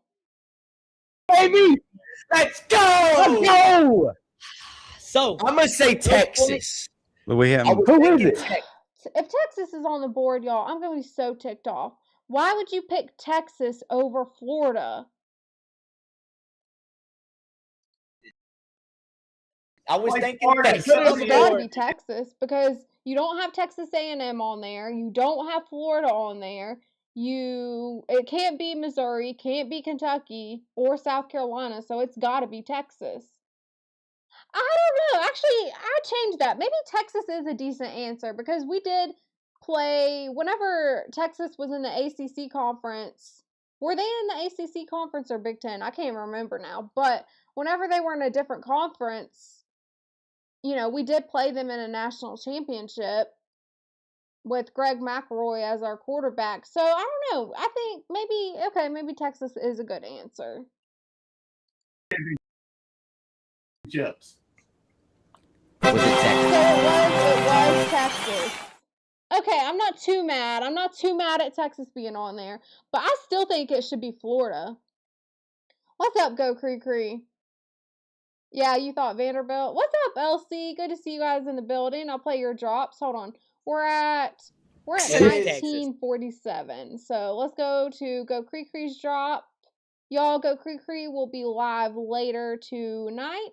Make sure you check out her channel. Do you know the Muffin Man? The Muffin Man? The Muffin Man. Yes, I know the Muffin Man. Who lives on Drury Lane? Oh man, Go Cree, you were on Smoke and Talk's panel. Like, I missed it. I'm gonna have to go back and watch. But shout out to that. I'll have to go back and see that. And what's up, LC? Let's play your drop.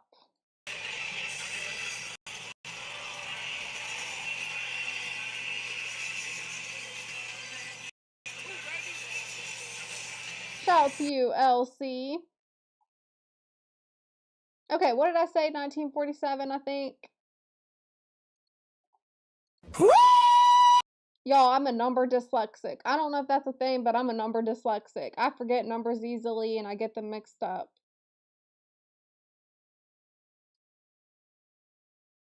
Was it Texas? It's Texas. We ain't played them SEC play yet. So Yeah. what I was saying, but I think, all right, time out. Why I think this answer came up right here was because of recency bias, how good they are, but also the 2009 win. That's what I was thinking too. I said, okay, that's why I justified it. I was like, okay, I'm not too mad at it because we did play them in a national championship, like you said, 2009, and then also the recent years with Texas switching to the SEC conference. I get it. But I still don't think that's a better answer than Florida. I think Florida should have been on there. Okay. I guess everybody forgot about Tebow crying. Yeah. That's my thing. They forgot all about Florida. Tebow crying in that game, and then you had the iconic, I think it was Julio Jones and Marcus. Like, they were doing the Gator Chomp. Now, I'm telling you, I don't know how they got away with that. But Marcus Ingram and Julio Jones, they were doing the Gator Chomp on the sideline. If Nick Saban had seen that, I don't know. He could have pulled rage like he did against Texas. Because if those of you don't know, like, it was, gosh, how long has it been now? 2022 or 2023. This might have been right before Texas was getting ready to switch to the SEC conference, or they had just switched. I think Ewers was the quarterback at the time, but we barely won that game. It had to be 2022 now that I think about it. But anyways, we got Bryce Young, but, we barely won that game. And after that game, you had some of the guys, like, doing the hook 'em down horns. How do you do it? So hook 'em, you go like that, and then people who don't like Texas, they'll do hook 'em down, and that's what some of the Alabama players were doing, and Nick Saban jumped all over them for that. So I don't know. I don't know how Mark Ingram and Julio Jones got away with doing that Gator Chomp on the sideline when Alabama beat Florida, but they did. They got away with it. Maybe they were the Nick Saban favorites. Two, That's Big 12. They forget about Antonio Langham's pick six. They forget about. I agree. Florida's a big one. I agree too. I just think sometimes. Oh my God! Ooh, okay, Pooh Who Man, are I these can already people? tell I'm probably gonna like your question. You give the best questions, Pooh Man. Coach Chelsea Lynn, what's your answer? The Cowboys win the Super Bowl or one more winning season with Nick Saban? Well, I mean, Nick Saban's not there anymore, so can we rephrase that question, Pooh Man, since Nick Saban's not there anymore? Oh, man. If we're saying if Alabama wins another national championship or the Cowboys win a Super Bowl, that's tough. That's difficult. I gotta think at some point in time, the Cowboys. Let's see. Let me read your question. What's your answer? The Super Bowl. The Cowboys win the Super Bowl.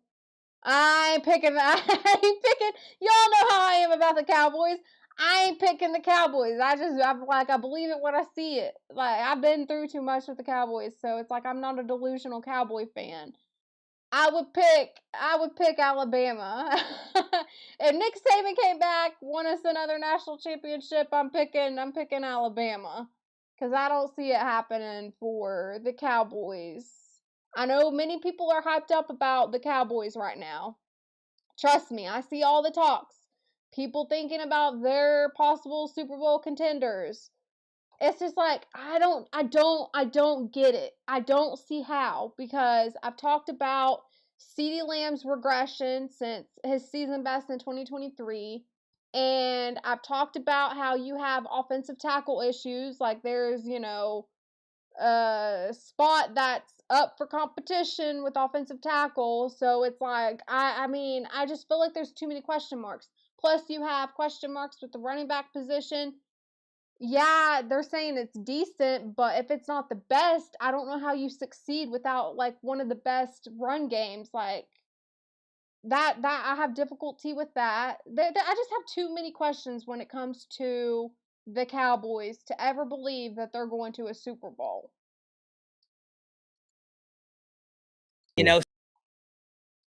So I have an announcement. You are the Bama fans that like the plain Denny dog. That's who's picking these damn answers. That's exactly what it is. So listen, time out. Listen, hold it tight. I got an idea here, okay? So the fifth round is going to be double points, okay? Okay. So that's going to be able to give the Bama Standard a chance to maybe get back in it here, okay? Now I want this to be competitive. When you do a score update real quick, Big Mike, give me a score update going to the topic. It's not good right now. It is not good right now. So the Bama Standard is going to need to get the dub this round. Hey, and guess who gets to go? Dom, I like how he stands. I think he has like a standing desk, but I like how he stands whenever he's on like lives and whenever he does like videos, he's standing.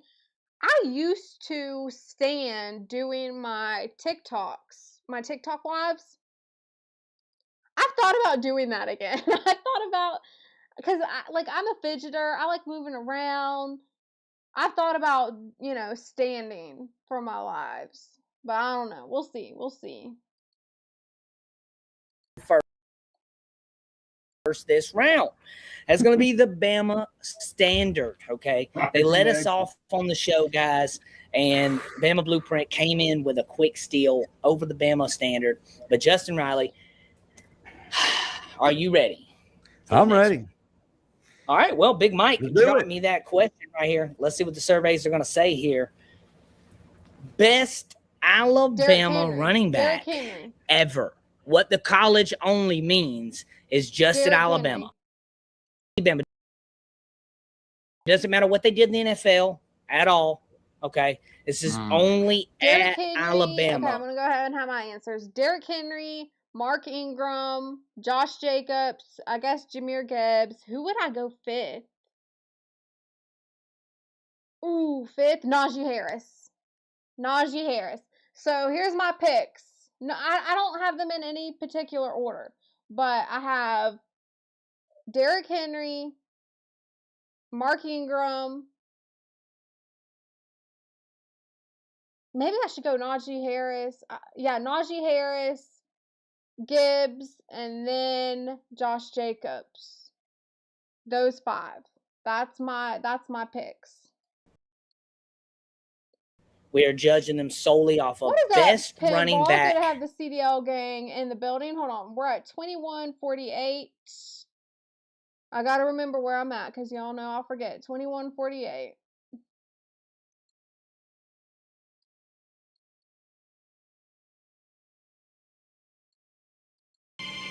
Hey, boys, do it to it.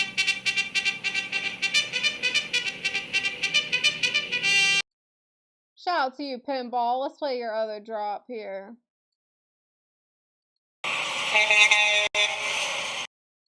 Shout out to you. Y'all, where were we at? I already forgot. 1940, I don't know. 21-48, I don't remember. 21-48. Okay. Thank you, Pooh Man, because I was like, I don't remember, y'all. I don't remember. I was about to go to 1948, but no, it was 21-48. Thank you, Pooh Man, for saving the show.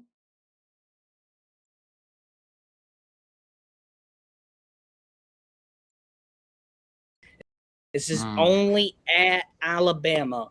We are judging them solely off of best running back ever. Okay. Justin Riley from the Bama Standard, lead us off right here. You got a chance to get this right here. Remember, you got to get the number one answer here to a chance to play, or they have a chance to maybe steal it. Depends how it ends up going, or they get a chance to steal from them. Either way, y'all see what I'm saying. Justin, what do you got? I got to go with my very first answer of the evening, Derrick Henry. Yeah. Is Derrick Henry on that board? Derrick Henry's got to be the number one answer. Yeah, it's number one. Derrick Henry's on the board at number 1 at 34 Mark points. Gotta be second. 34 points, guys. And that is a solid first answer right there. I think most people would agree with the Derrick Henry one there. Daniel Petty over here from the Bama Standard. Okay, Daniel Petty. I see you, man. There's so many to pick from. I'm almost nervous. I'm going to go simple here. I'm going to say Najee Harris. Yeah. Oh, I put Mr. Najee Harris on my list. I put him. Did I put him third on my list? Is he on the board, Big Mike? I got a green board. Okay, they put Najee Harris fifth. That's interesting. I would put Najee Harris a little more up there. I would put, Najee Harris, Gibbs, and then Josh Jacobs. Because remember, Josh Jacobs didn't really start until like the second half of the senior season for him. Like, he started late.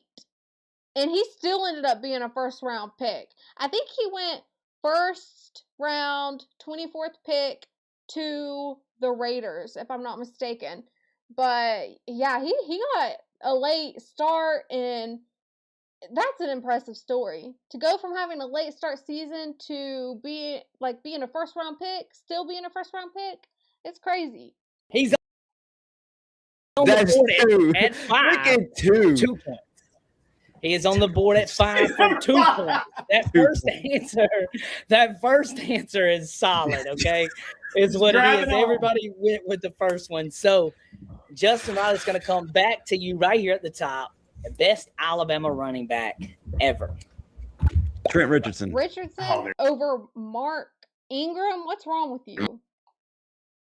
Ooh, that's a great one there. Is Trent Richardson on the board, Big Mike? Richardson on the board? That's okay. I'm not too mad at it, but that's kind of crazy. Lacey, you have so many good running backs. You have Richardson, you have Lacey, Gibbs, Najee Harris, Josh Jacobs, Derrick Henry, Mark Ingram, like I said. There's a lot of running backs there from Alabama. Oh. He is on the board at 7 points. Hey, we're good. We're so good. So that's 3 answers. There's 2 left. Richardson got the number 2 spot? over Mark Ingram? Who made this list? Y'all, I'm ticked off. Mark Ingram should have been second on that list. And you got all three. Hey, no pressure. There's no pressure here, Petty. No pressure. You gotta go. Okay? You gotta go with the first man to bring it home at the RB position. That's Mark Ingram, right? Hey, Heisman, let's go. Is Heisman on the board for Bama? That's another reason why Mark Ingram should have been second on the list. Like, Derrick Henry won a Heisman, set records at Alabama. That's first, no doubt, right? And then second should have been Mark Ingram, another Heisman Trophy running back. Won Saban his first national championship. Why not have him second? That kind of makes me mad.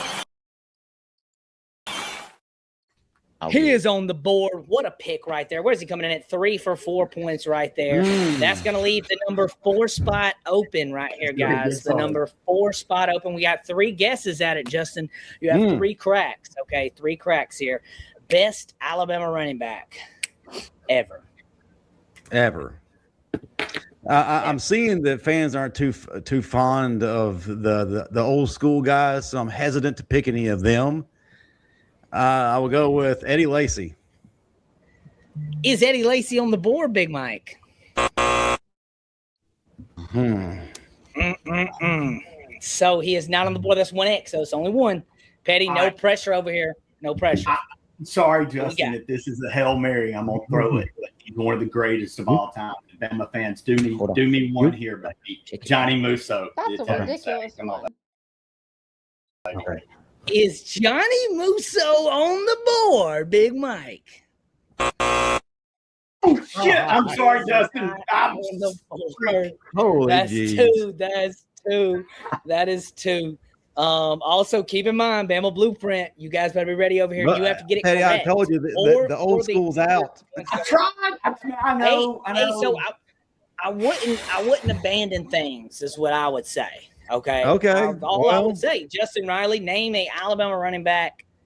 Best Hold on, ever. Justin. Yeah. That's what I was. Okay, I'm gonna go with someone I saw live and in person. Sean Alexander. How the freak did we forget that one? Is Sean Alexander on the board? Please don't. Alexander, I mean, I don't know, y'all. Dang. The Bama Standard got it there. We were at the Bama Standard got it there. Yes. That's what we're about to pick too. That's what I knew y'all was. I saw Damo over there. I saw it when it hit your head. Like, oh, I'm about to pick Sean. I knew it. Okay. We're good. We're good. Lock in. We're good. Okay. We are plenty good, guys. Y'all went semi. Good. Come on. So hey, the brains are foggy right now. Come on, we good. All right, come on. Check. When we get the scoreboard checking, guys, it's 111-49. So, we're good. Right now it's going to be a double points round. So basically, this is going to be for all the marbles. Let's go, bro. This is for all the chips right here, guys. Okay. So this question too, before we get it, don't pop it up yet, Big Mike. This question here is one of the most debated questions of all time at Alabama. Okay. This question here is one of the questions that you're going to sit back and you could debate 37 different players for the number one answer of this. Okay. This is going to be a very, very, very interesting one, guys. As I lead you in, Big Mike, drop us the question here. I'm going to let y'all look at it. Start thinking. Dear Lord. Who is the greatest Alabama player of all time? Come on, Devil, we got this. I say Derrick Henry. I say Derrick Henry. Julio Jones is up there. Ooh, there's a lot. Greatest of all time. Wow, that's crazy. As I said before, guys, coin flip. Oh, okay. If my answer is not on here, then time? we're jumping off, Petty. We have a normal coin right here. We're winning. Normal, We get the normal coin. So y'all, Bama Blueprint, you are winning right now. So you will get to call whatever it is.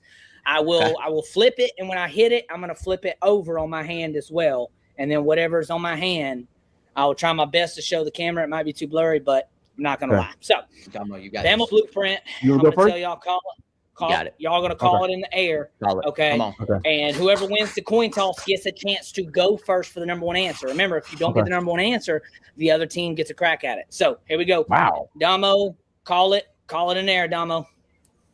Heads. Boom.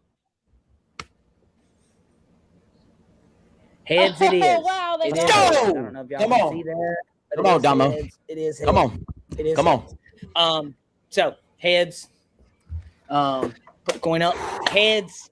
It is. So y'all will get a crack at it. Remember, Damo, Hunter, you're going to have to get let's see what this is. the number one answer Come to on, play Damo. it. Okay. And actually, make sure I am 100% correct on that. And a bonus round, it's a little different because normally the Family Feud, it's only one team. Yeah, so we're doing things a little different here, like I said. So that's why I said we're going to do it kind of like how we were doing it before. So normally it's one team does it, and they do like a blindfold thing, whatever. Can't really too complicated to do that. We're going to do it this way right here for our fifth round bonus. I should have been having my Here we CBT beats playing in the background the entire time. I realized they didn't have beats playing. Imagine if they had this sound behind them. So, guys, Damo, Hunter, lead us off right here. Who is the greatest Alabama player of all time, Damo?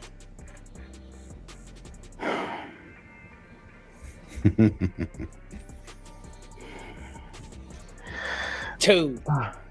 Hey. Devontae Smith. Devontae Smith, the greatest of all time. Ooh, I'm not mad at that. But I don't know if that's going to be number one. But I'm not mad at that answer.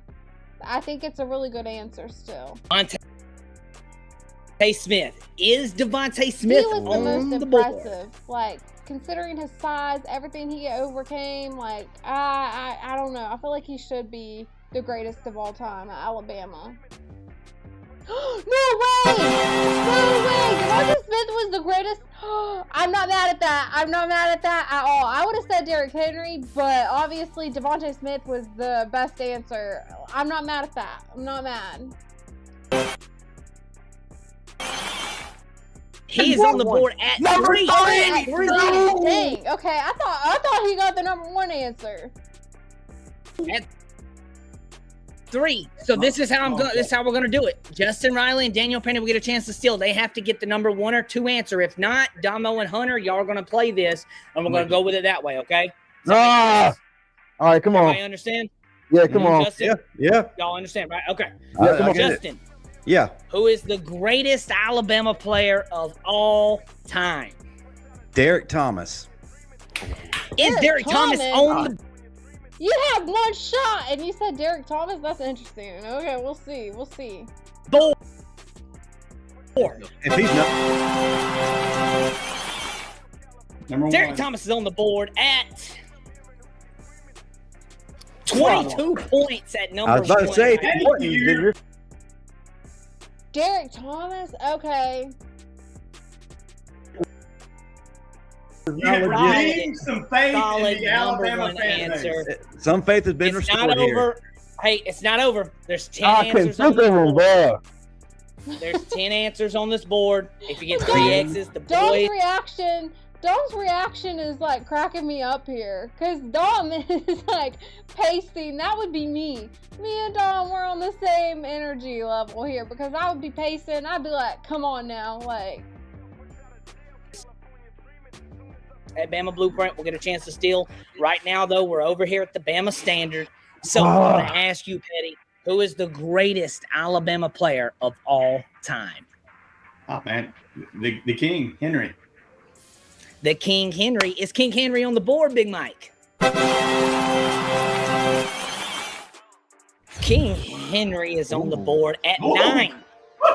1 point. point. I like those low-hanging So they're fruits, coming baby. up with 10 here. They're coming up with 10. And they kind of got their own rules for this. This is Bama Feud, y'all. It's not Family Feud. It's Bama Feud. 1 point, baby. 1 point. That's crazy that they gave Derrick Henry like that. What? Who are these people? Just one of the greatest Hey, college you runs should ever. see Hey, Saturday hey, night that are- Come on. Justin, it is on you right now. Who is the greatest Alabama player of all time, baby? Cornelius Bennett. Cornelius Bennett. Is that on the board, Big Mike? Y'all, I couldn't get some of these answers probably because I didn't become a Bama fan until like after high school. So obviously I'm not going to know all the former players that came before me. I know a few obviously because, you know, like Mark Ingram and all of them guys like from my high school days. Like I did keep up with it. Like, you know, late middle school, high school days, but nothing like I did after high school. Kidding me? Let's go. Are you seriously kidding me right now? All right. Daniel Petty, we're on you with 1 right now. You got 2 more to go, and we're going to pass over the boys. Bama Blueprint may get a chance to steal here. Who you got? Greatest Alabama player of all time. I'm going to go back to the Julio Jones well. Is a good one. Julio Jones, well, not a you know, good one. Big Mike, is it on the board? It is on the board at 5 for 2 points right there. Low-hanging fruit is what Daniel Petty says. And hey, it's getting by right now, though, okay? Justin Riley from the Bama Standard, it's on you. Who is the greatest Alabama player of all time? Bryce Young. Is Bryce Young on that board?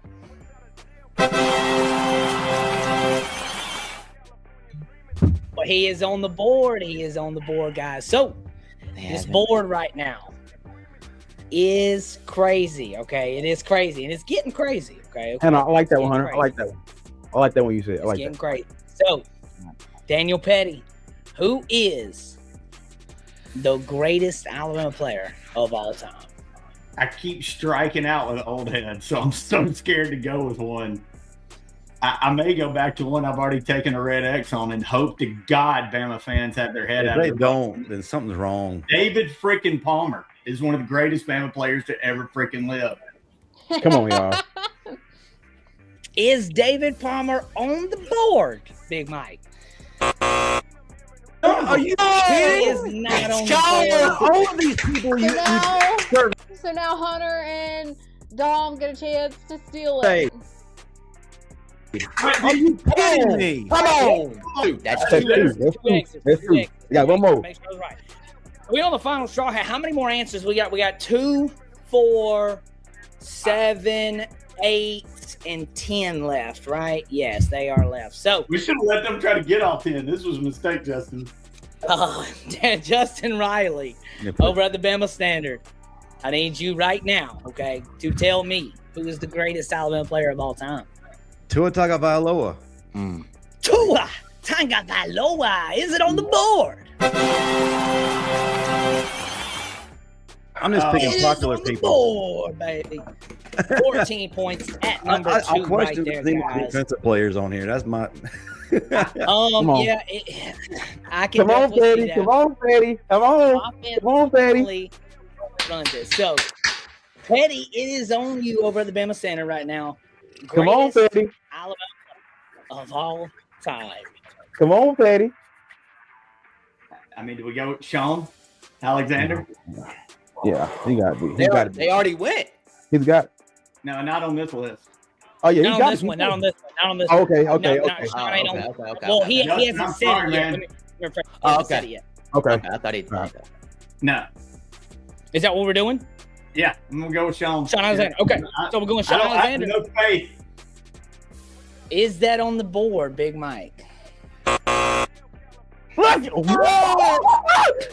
you got it, bro. Come on, bro. Come on, bro. Come on. Okay. 3 X's. Hold up. This has 3 to be on here. If it's not on here, I'm gonna lose my mind, dude. Come on. for the Bama Standard. We are moving over to the Bama Blueprint right now for a classic. Should they steal here, guys? Double points as well. Hunter, it's on you. Who is the greatest Alabama player of all time? We're going to go with the 3-time national champion, AJ McCarron. I like AJ McCarron. I'm not mad at this one. Is that man AJ McCarron on the board, Big Mike?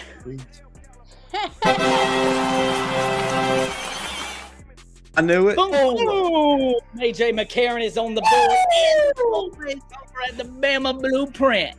Okay. Taking home the dubs tonight, guys. But All right, hey, so Bama Blueprint, they won. Shout out to them. Shout out to everybody at Roll Tide Nation. That was great. I'm glad that they did that. I have another one too that I said that I'll probably watch. It's an NFL edition one, so we'll check that out another day. But I think that's gonna do it for me. I'm going to relax and I don't know. I got some Sunday cleaning to do, so I think I'm gonna go ahead and cut the show. Y'all, again, I'm probably not going to be live this week because family, birthday events. We'll see what happens. But thank y'all for showing up for my birthday. I really appreciate it. It made my birthday special. I hope y'all enjoyed it. But let's close out with a motivational video. The biggest life lesson that I've learned is the power of the mind and just how important it is to look at yourself at a high regard and to believe in yourself. I think in order to paint a bright future for yourself, you have to be able to see it in your mind. You have to believe in it. And the more you believe in it, the more your world will start to change and the more you'll just start to, see your beliefs come to pass. So. Love John Bones Jones, one of my favorite UFC fighters. Y'all, I don't know. I feel like I've been struggling lately. Like, I want to improve. I want to get better. I want to create a great live stream for y'all. And I don't know. Sometimes I battle with, am I really living up to my full potential? And I just think I need to get back to that mindset of, like what John Jones is talking about. I have to look at myself in a high regard. I have to believe in myself. And if I do those things, I will accomplish these goals that I have. But you can't do it without having belief in yourself first. So it's one of those things I constantly battle. But hopefully y'all are enjoying the live streams, enjoying the show. You continue to support me, tell other people about me, send them over my way. If they enjoy sports, if they love sports content, I would greatly appreciate y'all. Refer me to your friends, okay? I would definitely love that because we're trying to grow and I want to take the Touchdown Tribe team with me. And I'm telling you, the ones, if I ever like make it big, like I feel like I'm so close. I feel like I'm so close to this radio deal that if I get this deal, I want to remember the ones who was here supporting me from the beginning. And if y'all were not a part of that, don't get mad at me when you come on and try to get in on the action and you're like, hey, Chelsea, you remember me?